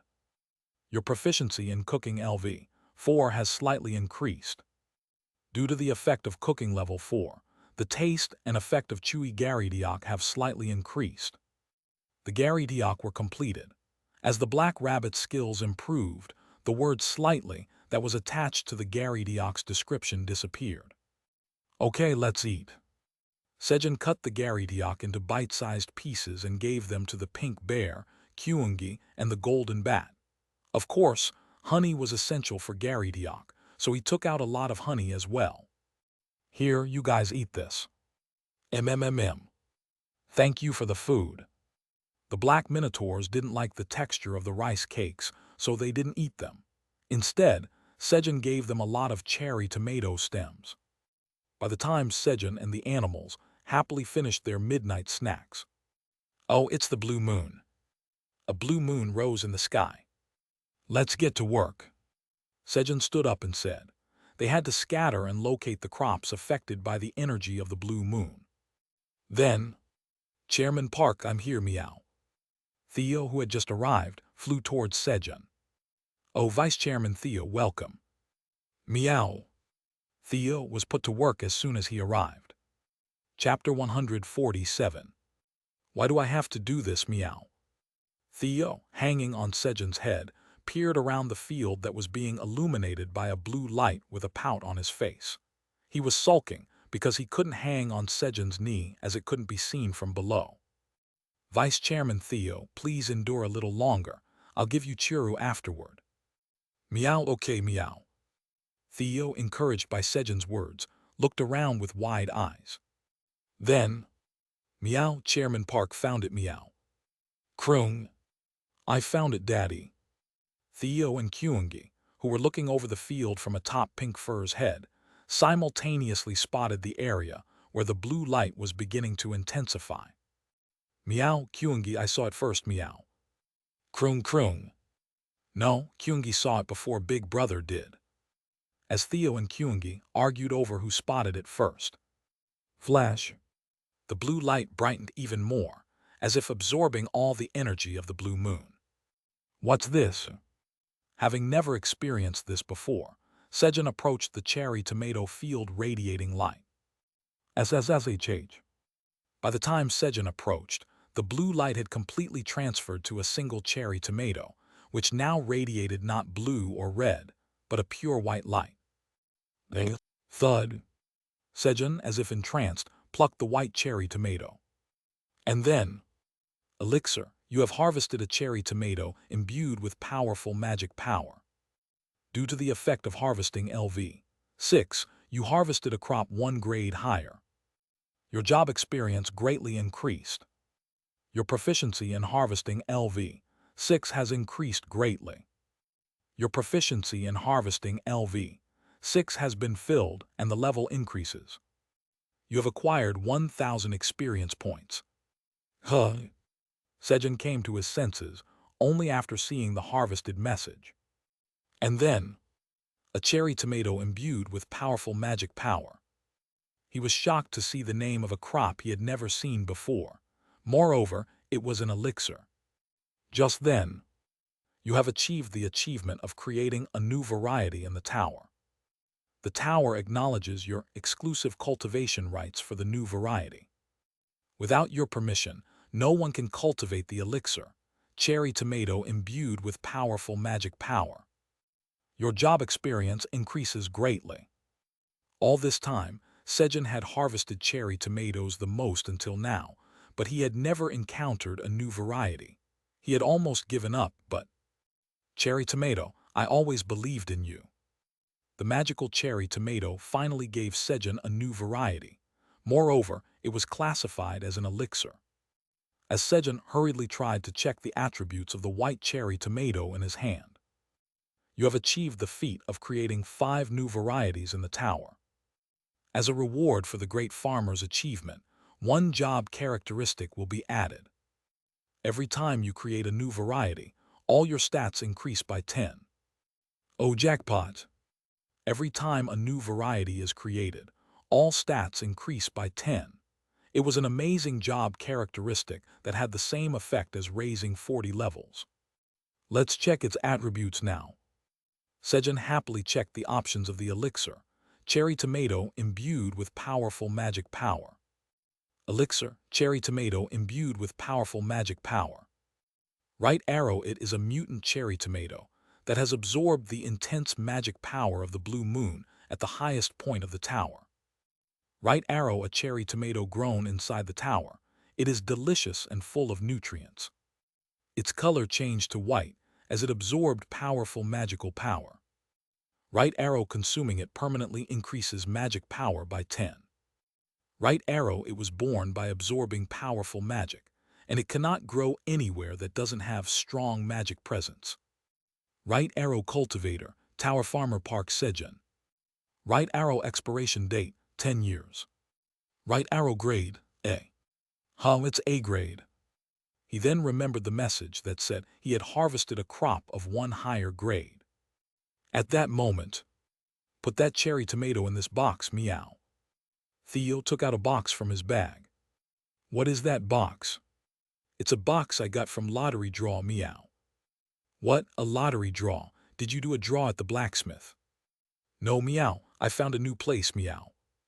It was the lost and found storage warehouse, which unbeknownst to Taru, had become Theo's new location for lottery draws. Oh, really? Sejun seemed even happier with Theo's words than when he got the elixir cherry tomato. Theo's draw are always great. Just as Theo trusted Sejun's knee, Sejun also trusted Theo's front paw. Sejun examined the box. Shabby wooden box. Grade E. Hehe, I wonder what effect this has. Sejun said with a voice full of anticipation. And then, Aileen, please appraise this. He asked Aileen for an appraisal. The tower administrator says to leave it to her. As soon as Aileen responded, the shabby wooden box disappeared. A moment later, the tower administrator says the appraisal is complete. The tower administrator says Theo has brought another good item. Of course, meow, I always bring helpful items, meow, so Chairman Park quickly praised me, meow. All right, Vice Chairman Theo, well done. Just with words, meow. Extend my term as Vice Chairman quickly, meow. Okay, 1 month extension. Meow, meow, good, meow. Theo, pleased to have the term as Vice Chairman extended as he wanted, rubbed his forehead on the back of Sejun's head in delight. The tower administrator says it seems to be an item that will be helpful to you. Really? The tower administrator says you will know when you see it yourself. Thud. With Aileen's words, a box appeared in front of Sejun. It was definitely a shabby wooden box before, but now it had transformed into a golden box. Sejun quickly checked the options of the golden box. Golden box of abundance. Right arrow, a box containing the power of an ancient god responsible for abundance, whose name has long been forgotten. Right arrow, over time, most of the god's powers have faded. Right arrow, if you put 1 grain or fruit in it and wait a day, it will increase to 2. Right arrow, usage restriction, worshippers of abundance. Right arrow, creator. Right arrow, grade, A+. God's power. As described, the power had significantly faded, and the grade was low for a god's power item. On top of that, the option was to double, not more, a bit lacking for a divine item. Vice Chairman Theo, I'll put it in here like you said. Still, it was not a bad effect if it could double the elixir cherry tomato, which there was only one of, in just 1 day. Sejun put the white cherry tomato in the golden box of abundance. Then he put the golden box into the void storage and came out. These is a Kurn. Kyungi and the golden bat were sleeping on Pink Fur's back, and Meow Churu. Theo, who was adamant about eating churu before sleeping, was half asleep, hanging on Sejun's head, after achieving his goal of extending his term as vice chairman. You must be tired. Snap. Sejun put Theo on his knee. After that, Sejun continued to look around the field with Pink Fur and 5 black minotaurs. However, it seemed that the elixir cherry tomato absorbed all the energy of the blue moon, as no other crops, imbued with the energy of the blue moon, appeared. As the blue moon ended, good job, everyone. Kyuang. Moo. Sejun gave plenty of food to the Pink Fur and black minotaurs as a token of gratitude and sent them back. I should get some sleep too. After sending off the animals, Sejun entered the house. As soon as he lay down on the fluffy mushroom mattress, he fell asleep. Snore. Gorarung. Only the sound of Sejun and Theo snoring could be heard in the bedroom. Meow, I slept well, meow. Theo, who had a good night's sleep on Sejun's knee, stretched out his front paws and stretched refreshingly. And then, thump thump, he stepped on Sejun's body and approached Sejun's face. Chairman Park is still in dreamland, meow, but his face looks really bad, meow. Theo said pitifully while looking at Sejun's face. When would Chairman Park's face ever get better, meow? There is no other way, meow. I will give a special massage, meow. Press, press. Theo diligently stomped on Sejun's face with his front paws. While Theo was massaging Sejun's face. Kaiwat, Kaiwat, Kaiwat, Vice Chairman Theo, you're here. Iona, who had come to ask Sejun for a favor, was delighted to see Theo. Iona, nice to see you, meow. Yes, Vice Chairman Theo, there is a completion celebration party for the completion of the Wizard Tower in 4 days. Please come then. Iona invited Theo to the party. Meow, is Chairman Park also going? Yes, Sejun has also agreed to come. Then I'll go too, meow.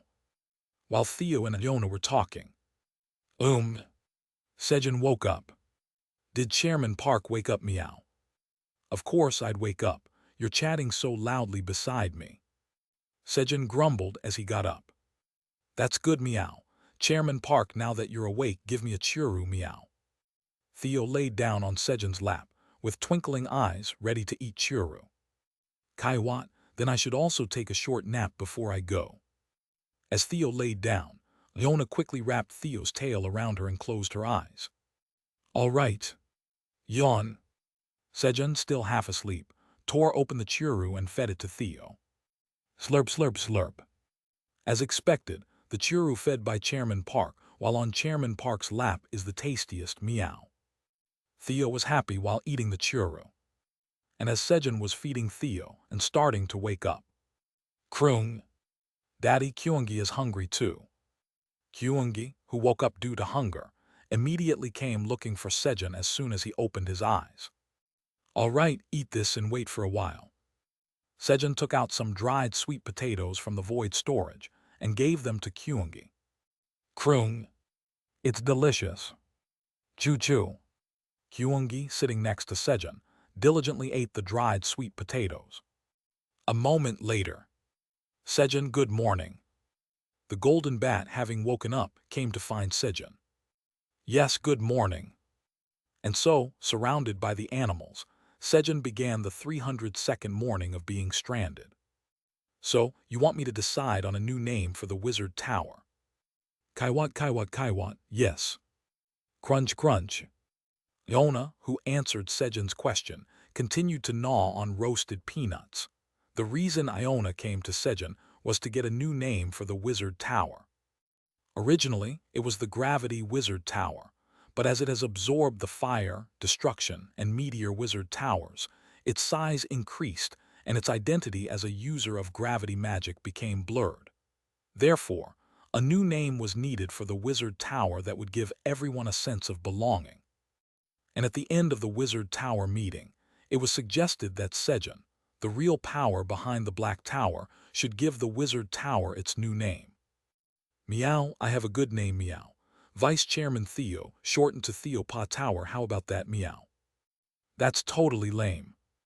What do you mean, meow? There's no way that's lame, meow. Then how about Theo Park Tower, meow? Pass. Why are you rejecting everything I suggest, meow? Just as Theo was about to argue why his proposed name wasn't being accepted. Kroong. Kyungi thought of a name too. Kyungi said, raising his front paw energetically. Oh, what is it, Kyungi? Kroong. It's Honey Tower. Kyungi suggested the name of his favorite food, honey, for the Wizard Tower. That might be difficult. Kroong, kroong. Honey is delicious, why can't it be? Kyungi was puzzled why the delicious honey couldn't be the name of the Wizard Tower.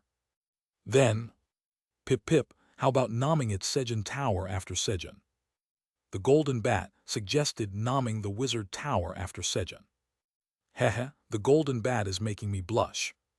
Sejun was secretly pleased when. It won't work, meow, it's too weak, meow. Kroong. The name lacks strength. Theo and Kyungi opposed naming the tower after Sejun, who they deemed the weakest. These guys. No, it's just.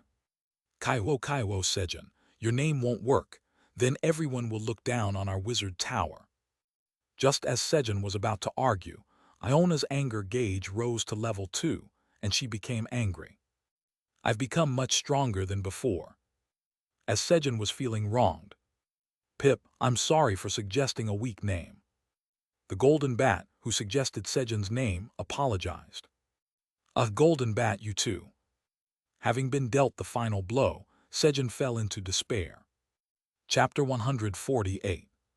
The task of naming the wizard tower only hurt Sejun. Then, the tower administrator is furious that someone dares to disrespect her tower farmer. Aileen came to Sejun's defense. The tower administrator admits that the tower farmer of the Black Tower, Park Sejun, is weak to the point where his death anywhere, anytime wouldn't be surprising, but she praises him for being better at farming than anyone else. Aileen. Sejun wished she had just praised him, without mentioning the earlier part. As Sejun's self-esteem began to plummet, the tower administrator declares that she will name the wizard tower Park AI Wizard Tower. As soon as Sejun heard it, he understood. He knew Aileen's naming style. It combines Park from Park Sejun and AI from Aileen. However, Kaiwat Park AI Wizard Tower. Yona, not understanding where the name came from, tilted her head. The pronunciation was similar to Parkai, TL, charity, which could be confusing to others. The tower administrator allows the use of the descriptor black for the wizard tower. Kaiwat Kaiwat Kaiwat, thank you, great black dragon Aileen. Without a second thought, Iona accepted Aileen's proposal. Using the descriptor black in the Black Tower was of great significance. Only those who had permission from the Black Dragon could use the word black. Of course, one could use it secretly, but the consequences were not something one could handle alone. Dragons never forgave the races that used the term black without their permission. Not only the individual involved, but the entire race had to pay the price. And that price was extinction. It was a great honor to use a term of such weight for the name of the Wizard Tower. The tower administrator announces that the Wizard Tower built on the 99th floor will be called the Black Park AI Wizard Tower. Thus, the name of the Wizard Tower was decided. Black Park AI Wizard Tower.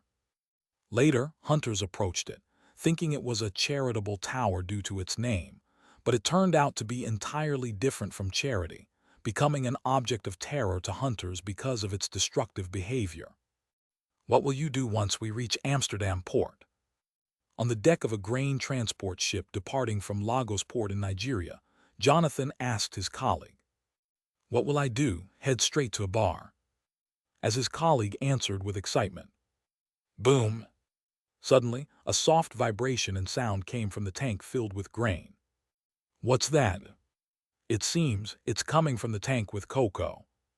Could something be rotting inside?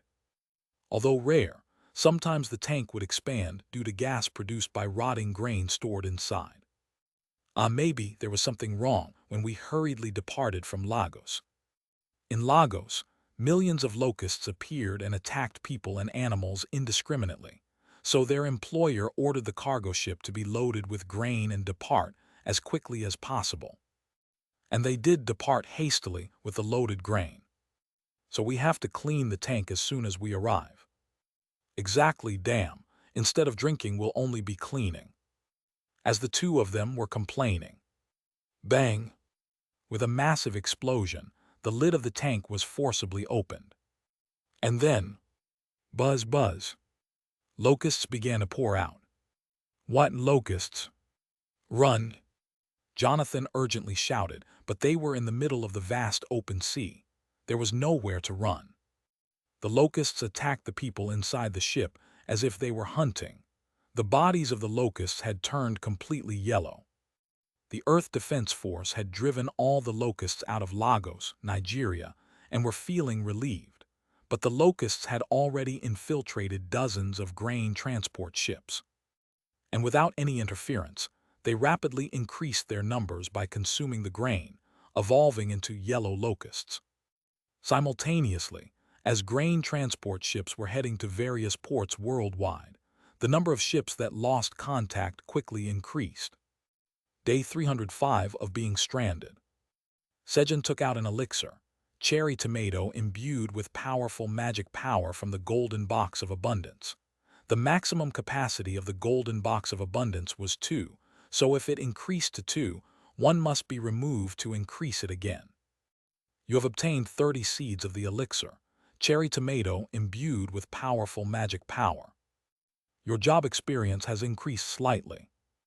Your proficiency in seed harvesting LV6 has increased slightly. Sejun didn't eat the obtained elixir-grade cherry tomato, but extracted the seeds from inside. It was pointless to eat 1 or 2 pieces, as he would still be ignored by the animals around him. Of course, one reason was that he was constantly failing to sow the seeds and consuming them. Let it work this time. Are you ready? Sejun stood in front of a pot filled with soil and spoke to Theo and Kyungi. Ready, meow. Krung. I'm ready. Theo and Kyungi began infusing their magic power into the pot. Sejun had been continually failing to plant the seeds of the elixir, cherry tomato imbued with powerful magic power. It couldn't grow unless it was in a place filled with powerful magic power. So Sejun, who was artificially creating a powerful magic-filled environment with the help of Theo and Kyungi, attempted to plant the elixir-grade cherry tomato. However, elixir, cherry tomato, imbued with powerful magic power has been planted. The environment is not strong enough in magic power for the elixir, cherry tomato imbued with powerful magic power to grow roots. Seed sowing failed. SSSSSS. The seed turned into ashes along with the message. It was another failure. How much magic power do we even need? Even with Theo and Kyungi's magic power, it wasn't enough. Sejun thought he might have to involve Yona next time. After failing to plant the elixir-grade cherry tomato. I'm so bored. Sejun spoke in a bored voice. He couldn't step out of the house since yesterday. It was because of the Black Parkai Wizard Tower's completion celebration party. The powerful beings from each floor who received an invitation were coming up to the 99th floor to participate in the party. And they had to pass through Sejun's farm in the middle to get to the Wizard Tower, so Theo and Kyungi, worried about Sejun, prevented him from going outside. Chairman Park, let's just sleep at home, meow. Theo spoke as if to comfort Sejun and lay down on Sejun's lap, rubbing his back vigorously on Sejun's knees. Krung. Big brother is right, it's dangerous outside. Kyungi also agreed with Theo and sat down, sticking his butt to Sejun, and ate honey brought from the void storage. Both seemed eager to take advantage of this opportunity for their own benefits.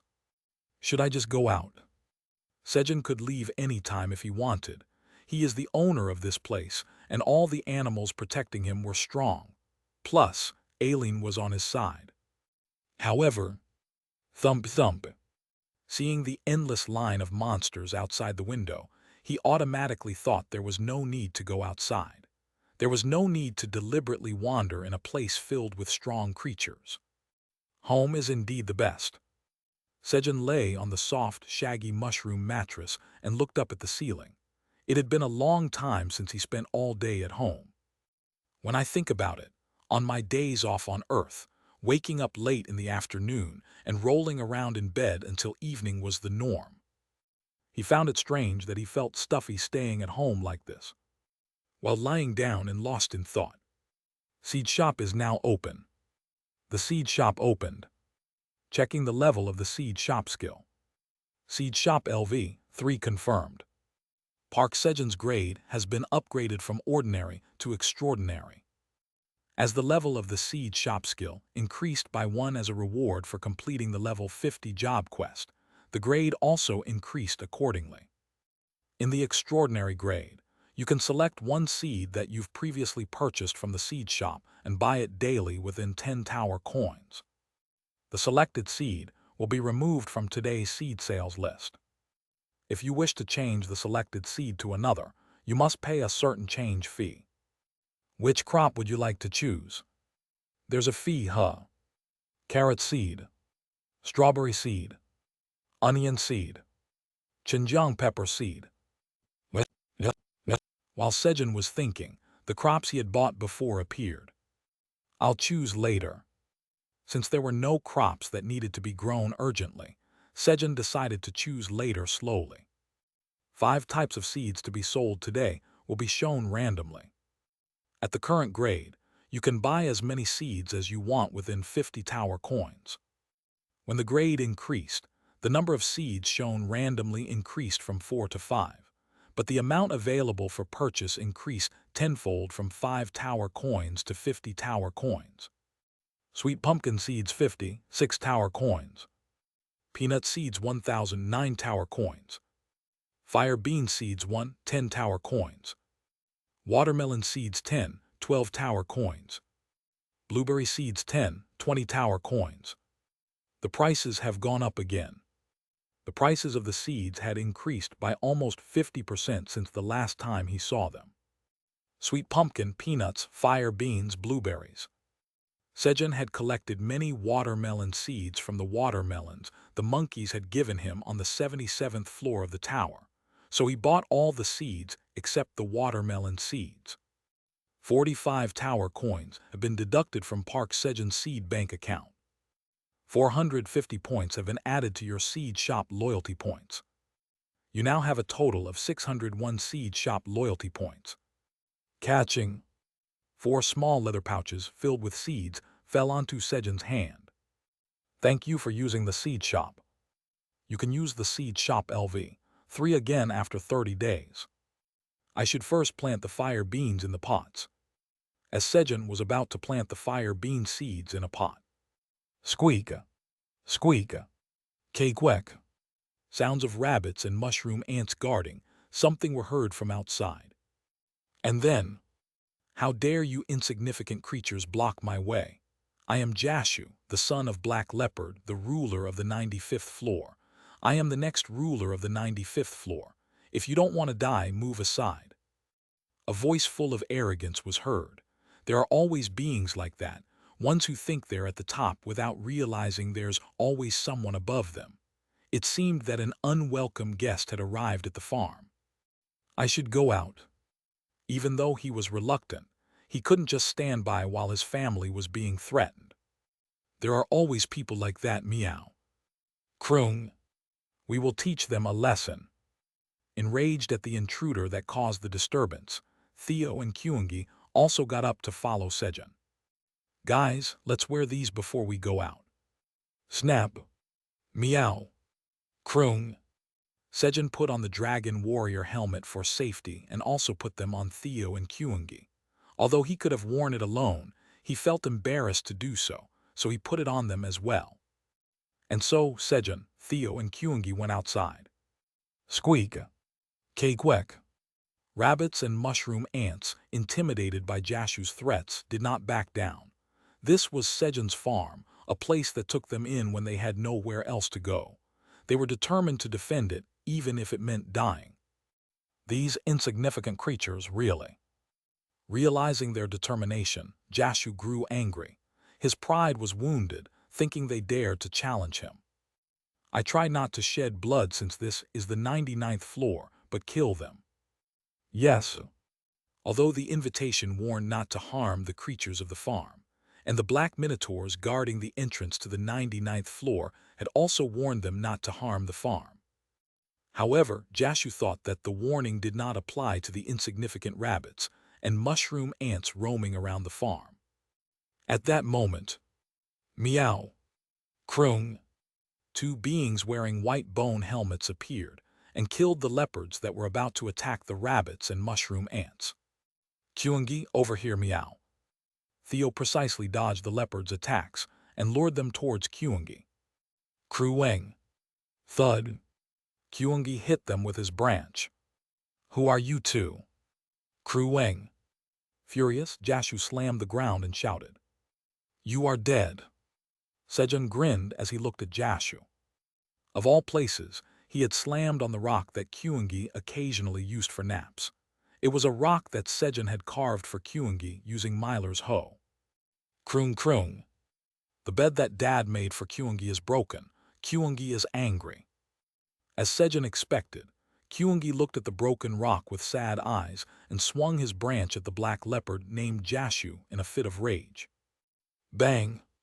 It's really dangerous outside the house, Sejun commented, watching Jashu fly away. Chapter 149. After chasing away the uninvited guest, Sejun took measures to ensure that monsters could not enter the farm, so that the rabbits and mushroom ants could work comfortably. He didn't do anything extraordinary. Private property, enter and you will die. Ferocious beasts inside. He put up a signboard with a warning so that monsters would not enter out of curiosity just like before. The monsters had already received a warning from Iona and the black minotaurs not to mess with the farm's inhabitants, and some had witnessed Jashu being attacked earlier, so the sign was sufficient. After putting up the sign, Sejun started making a new stone bed for Kyungi. Raise the ground. Rumble. The ground moved, and a new stone bed began to form where the bed had been destroyed. Having made one before, he recalled the experience and made a bed optimized for Kyungi's physique. Kyungi, lie down and try it. Kroong. New bed. Kroong cheered and quickly lay down, happy that Sejun made a new bed. And then, Kroong. It feels great. Kyungi rolled around happily on the bed. At that moment, gurgle. A loud sound came from Kyungi's stomach. He seemed to have gotten hungry after exerting himself earlier. Kroong. I'm hungry. Kyungi, who was rolling on the bed, suddenly got up. All right, let's eat. It was early for dinner, but they decided to eat a little earlier that day. Meow meow meow, grilled fish meow. Kroong kroong. At Sejun's suggestion to eat, Theo and Kyungi started singing. And then, flap flap. Hearing the singing, the golden bat also appeared and sang along. As the animals sang, what should we have for dinner? Sejun pondered over the dinner menu. Theo likes grilled fish, Kyungi eats anything, and a few cherry tomatoes will suffice for the golden bat. All right. Sejun decided on the dinner menu and immediately started cooking. First, grill the fish in corn. While grilling the fish and corn on thin wooden skewers over the fire. Jag jag. He squeezed cherry tomato juice into an empty pot to make juice. While making the juice, he used his talent, fire mastery, to adjust the fire occasionally to make sure the grill didn't burn the food. Controlling the flame is an art. Sejun admired his own fire control skills as he perfectly cooked the grilled fish. Soon, the grilled fish, corn, and cherry tomato juice with honey were ready. Guys, let's eat. Sejun called the rabbits for dinner. Then, squeak-a, squeak-a. Cheers from the rabbits were heard. What's going on? As Sejun wondered. Kroong. It smells like Big Bro. Kyungi, delighted, ran outside. Big Bro, you mean the black rabbit. Let's go see the black rabbit quickly, meow. Theo confirmed Sejun's thought and urged him to go outside. Okay. As Sejun hurriedly followed Kyungi outside. Squeak-a. Pi-pi-pi. Black Rabbit and Choo Choo were happily chatting with the other rabbits. Black Rabbit and Choo Choo, who were invited to Iona's celebration party, brought 300 subordinate rabbits to Sejun's farm. Kroong. Squeak-a. Pi-pi-pi. Seeing Kyungi approaching, Black Rabbit and Choo Choo greeted him warmly, and also Sejun and Theo, who followed. You came, let's go inside and eat dinner first. Sejun led the rabbits to the kitchen. The kitchen, which had handled 1,000 rabbits during the past harvest festival, was spacious enough for all the rabbits to enter. Although the food for the rabbits was slightly insufficient, it was easily resolved by taking out carrots from the storage. After dinner, Black Rabbit and Choo Choo handed a small box to Sejun. What's this? Squeak. Just open it. Pi. You'll know once you open it. Both urged him to open the box. Okay. Thunk. When Sejun opened the box. It's cold. Cold air flowed out of the box, and in the middle of the cold box, a single walnut was carefully placed. Is this for me to eat? Squeak. No. Pi. It's the last walnut left in the Red Ribbon Kingdom. Black Rabbit and Choo Choo vigorously shook their heads at Sejun's question. No, then why did you give it to me? Squeak. Uncle, please plant and grow the walnut. Pi. Only Sejun can grow this. Please take good care of it. Both Black Rabbit and Choo Choo said, looking at Sejun with eyes full of trust. They essentially wanted him to grow a walnut tree and harvest a lot of walnuts. Ahem. Suddenly I feel pressured. It felt strange to be relied upon by someone, but it felt good. Heh, don't worry, just trust your uncle. Sejun confidently exclaimed. He might not be sure about combat, but he was confident about farming. But I don't know if I could plant this. Sejun looked at the walnut in curiosity. He had seen walnuts on Earth, but he had never thought of them as seeds. If Black Rabbit and Choo Choo had known, they might have taken the walnut back. Let's take a look first. Sejun picked up the walnut from the box and examined it closely. Walnut of training. Right arrow, a walnut harvested from a walnut tree grown inside the tower. It's delicious and nutritious. Right arrow, every time you crack the hard shell of the walnut, your strength increases by 0.1. Right arrow, eating the walnut inside makes you feel full for longer than usual. Right arrow, grade C. Walnut of training. It was interesting that cracking the walnut shell increased strength, not eating the walnut itself. But why is there only one? The description mentioned a walnut tree, so Sejun asked. Pi. All of them disappeared when the Red Ribbon Kingdom fell. It seemed that they were eaten by locusts.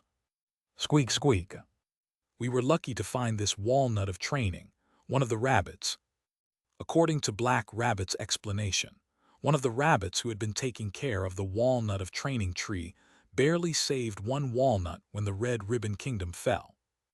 Black Rabbit recently acquired that saved walnut. However, there was no rabbit left in the Red Ribbon Kingdom who remembered how to grow a walnut tree. Squeak. So I brought it to you, Uncle.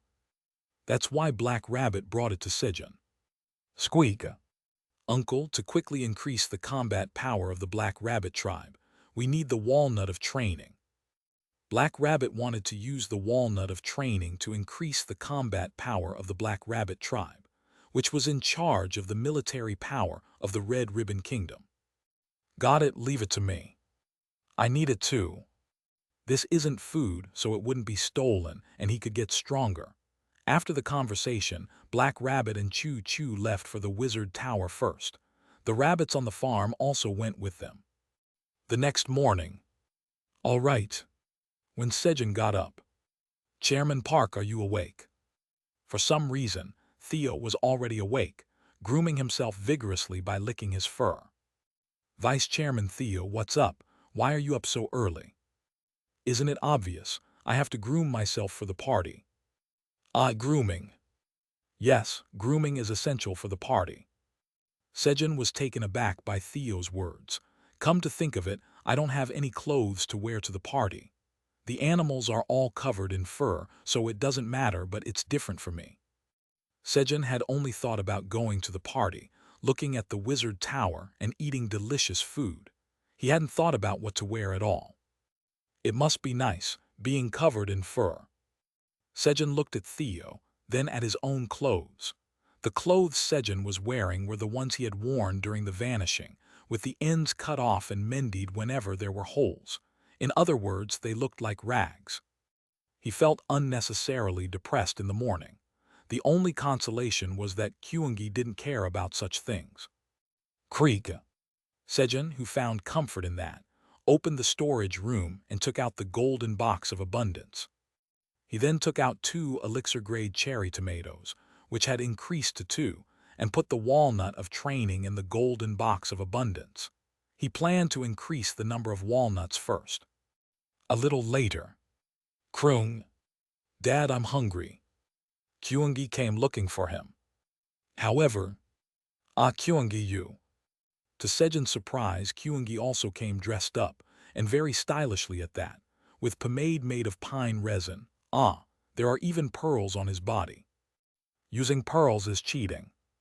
He already has the advantage of fur, and now he's added pearls. Kyungi, who did this for you? Krung. Mom did it. Do I look cool? Yeah, super cool. Our Kyungi looks absolutely dashing. Sejun gave a thumbs up, praising Kyungi, though the realization that he was the only one who'd look shabby at the party saddened him. Kyungi genuinely looked adorable. Who would have thought that pink fur would have such a sense of style? Kyungi, pleased by Sejun's compliment, laughed happily, lifted Sejun up, and went to the kitchen. Sejun did not intend to eat breakfast because he planned to eat a lot at the party, but Krung. In order to eat a lot, you have to eat a lot of breakfast too. Kyungi had a different thought.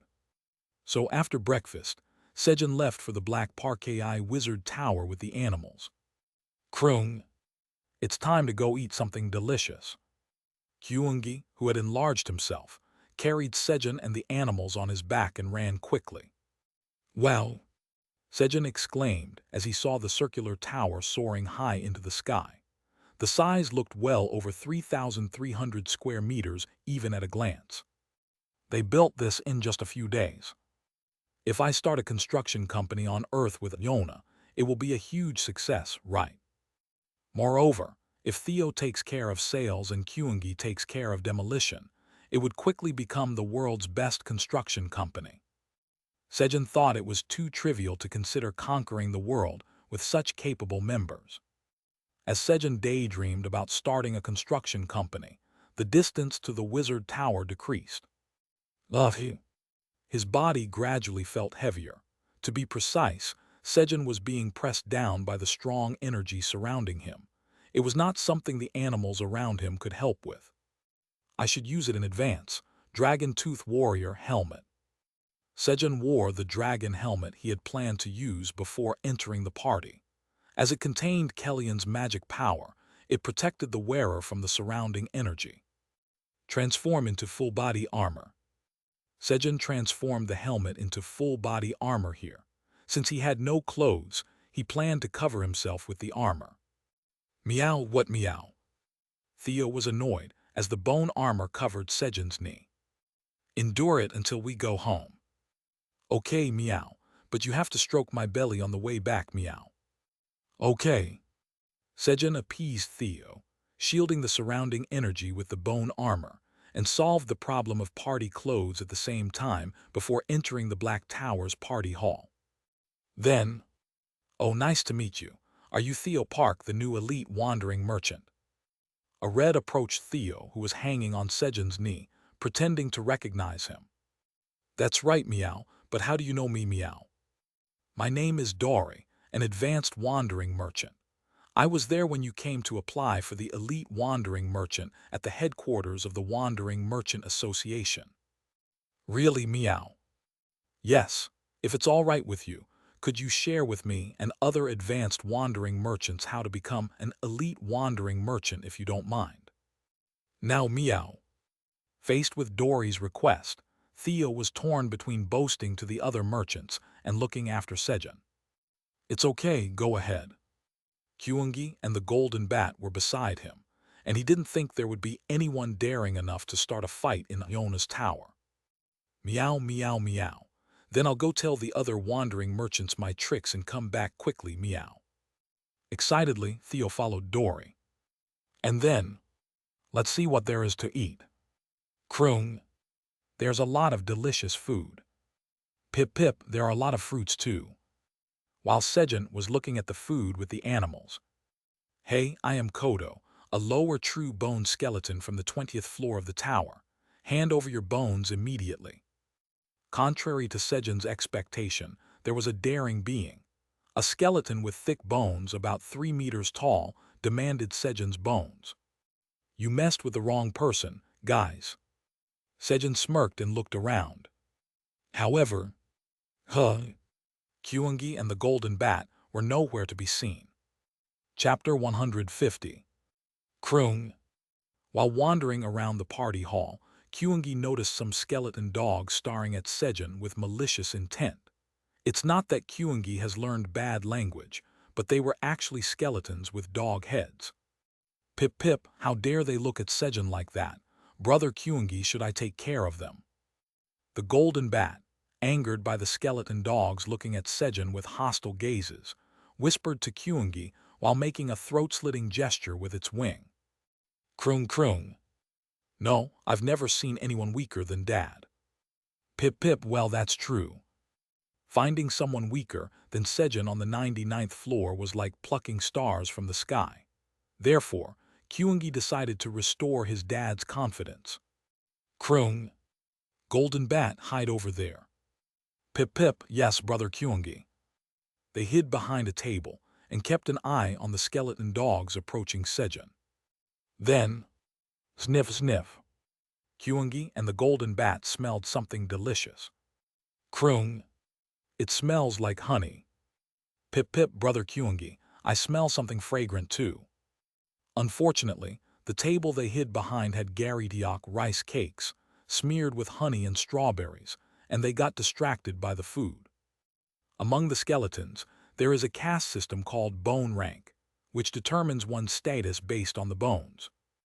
It classifies the skeletons into 5 levels based on who owned the bone originally, the power of the bone's original owner, and how well its shape is maintained. Sacred bone, true bone, noble bone, common bone, mixed bone. From true bone onwards, skeletons are treated as nobility. True bone skeletons from the 93rd floor, following Sacred Bone Kerr and his son Burr to the party, discovered a skeleton. Although they couldn't determine the original owner of the bone, it had less than 0.1% of its original power and was greatly deformed. A mixed bone.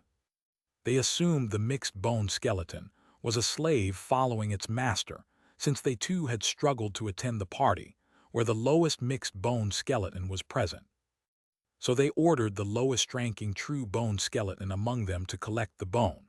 Offering one's bone signifies submission in skeleton society. It was a light jest by the true bone skeletons. That's why Kodo, a lowest-ranking true bone skeleton from the 20th floor, approached Sejun and demanded the bone. Kyuka. Kug kug kug. From afar, the sound of true bone skeletons holding back their laughter could be heard, all because of Kodo being ignored even by a slave. Hey, you, quickly offer your bone. As Kodo raised his voice and reached out towards Sejun, if he returned empty-handed after being ignored by a mixed bone, it would be a stain on his reputation forever. But Sejun, thinking Kodo was attacking, quickly raised his arm in defense. If you won't offer it, I will take it myself. Kodo grabbed Sejun's arm. Crazy bastard. Frightened Sejun, seeing Kodo demanding the bone, swung his arm to shake off Kodo's hand. And then, thwack! Kodo's arm was detached way too easily. More precisely, the bone in Kodo's arm came off. What? Sejun was startled by the unexpected situation and then realized. Right, I've become strong. He had forgotten because he had been with beings from the 99th floor, but Sejun had the ability to easily overpower those from around the 20th floor. Cling clang. Sejun, who had been nervous just moments before, now held the detached arm of Kodo. And then, hey skeleton dog, what did you just say? Sejun spoke with a confident expression, forgetting his earlier nervousness. It was the epitome of pettiness. You, how dare a lowly mixed bone like you attack me, a lower true bone? Where is your master? I'll hold him accountable for the mistake of his slave. What slave? What are you talking about? And mixed bone? This is a dragon bone. If Kellyan heard what you just said, you'd be annihilated instantly. Eek, I challenge you to a duel. Kodo, enraged by Sejun's words hinting, you almost got into big trouble, shouted. What duel? Just take the hits. Thwack thwack. Sejun started hitting Kodo with Kodo's own right arm. Then, enough. The true bone skeletons who had sent Kodo approached. All eyes at the party were on Sejun and Kodo. It was not good for the other skeletons to see Kodo continuously being beaten up.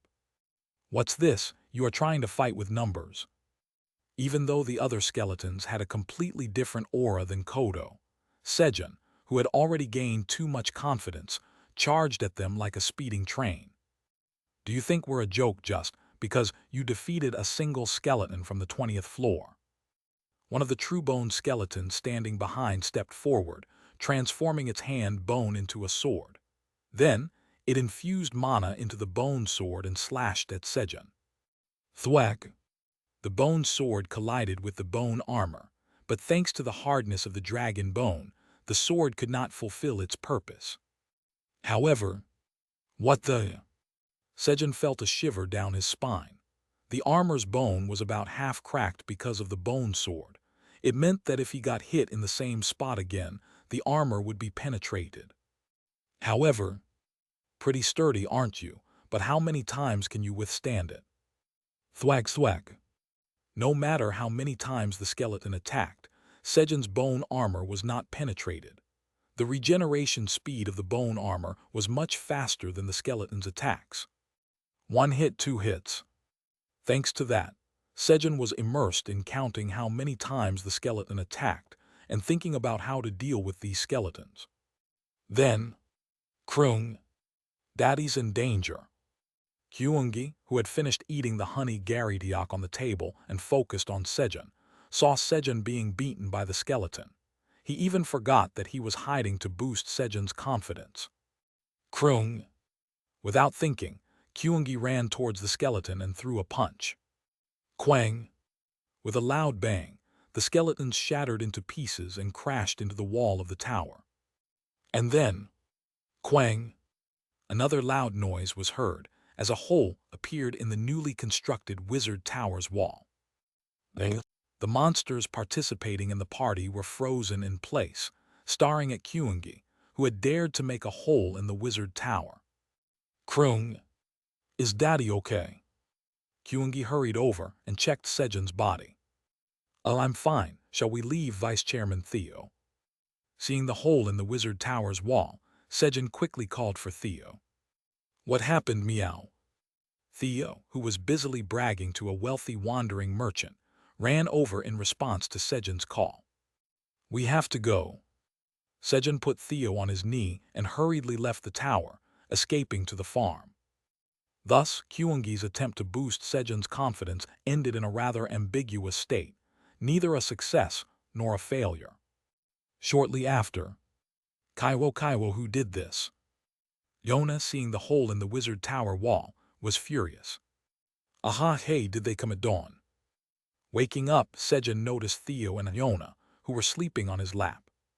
3 days ago, Iona came to question Kyungi after the tower completion celebration party ended. How could you let Kyungi do such a thing at the celebration party?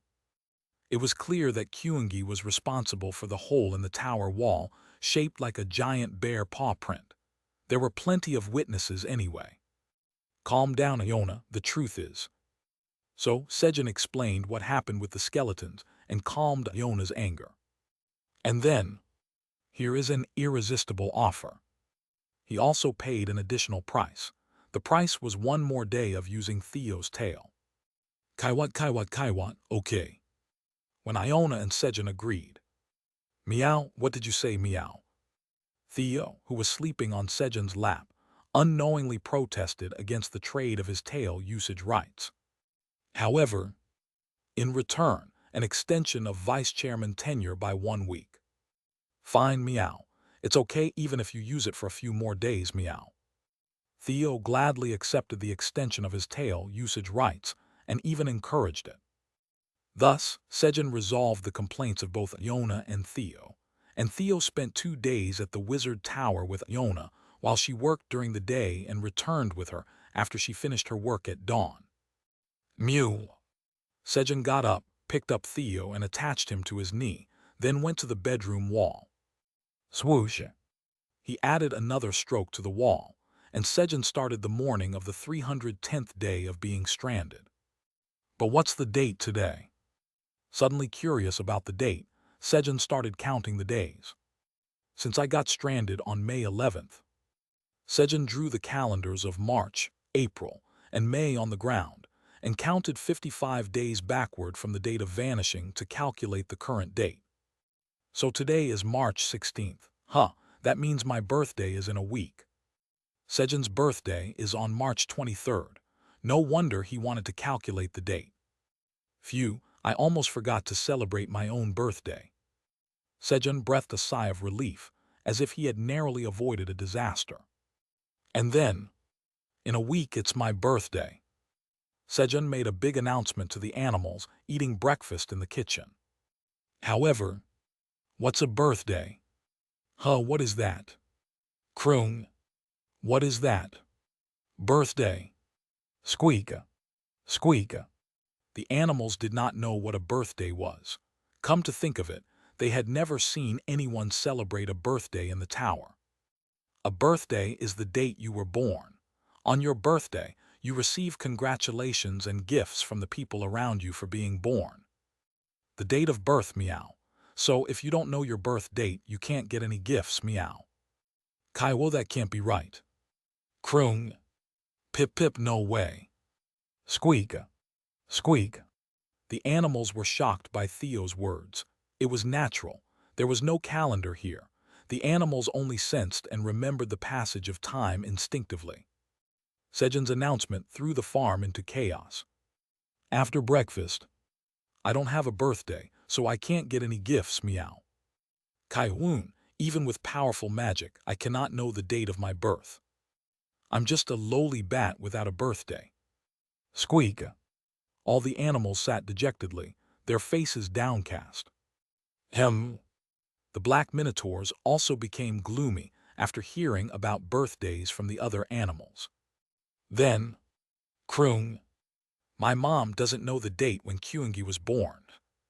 Kyungi, who went to ask Pinkfur about his birthday, returned with a disappointed expression. It can't be helped. It looked like the animals would be depressed all day. Actually, I have the ability to give my birthday to others. If you need a birthday, I'll give you mine. So Sejun created a new non-existent ability. Really, meow, Chairman Park, I want a birthday, meow. Kaiwat, Kaiwat, Kaiwat, really, I want a birthday too. Kroong Kroong. Kyungi needs a birthday too.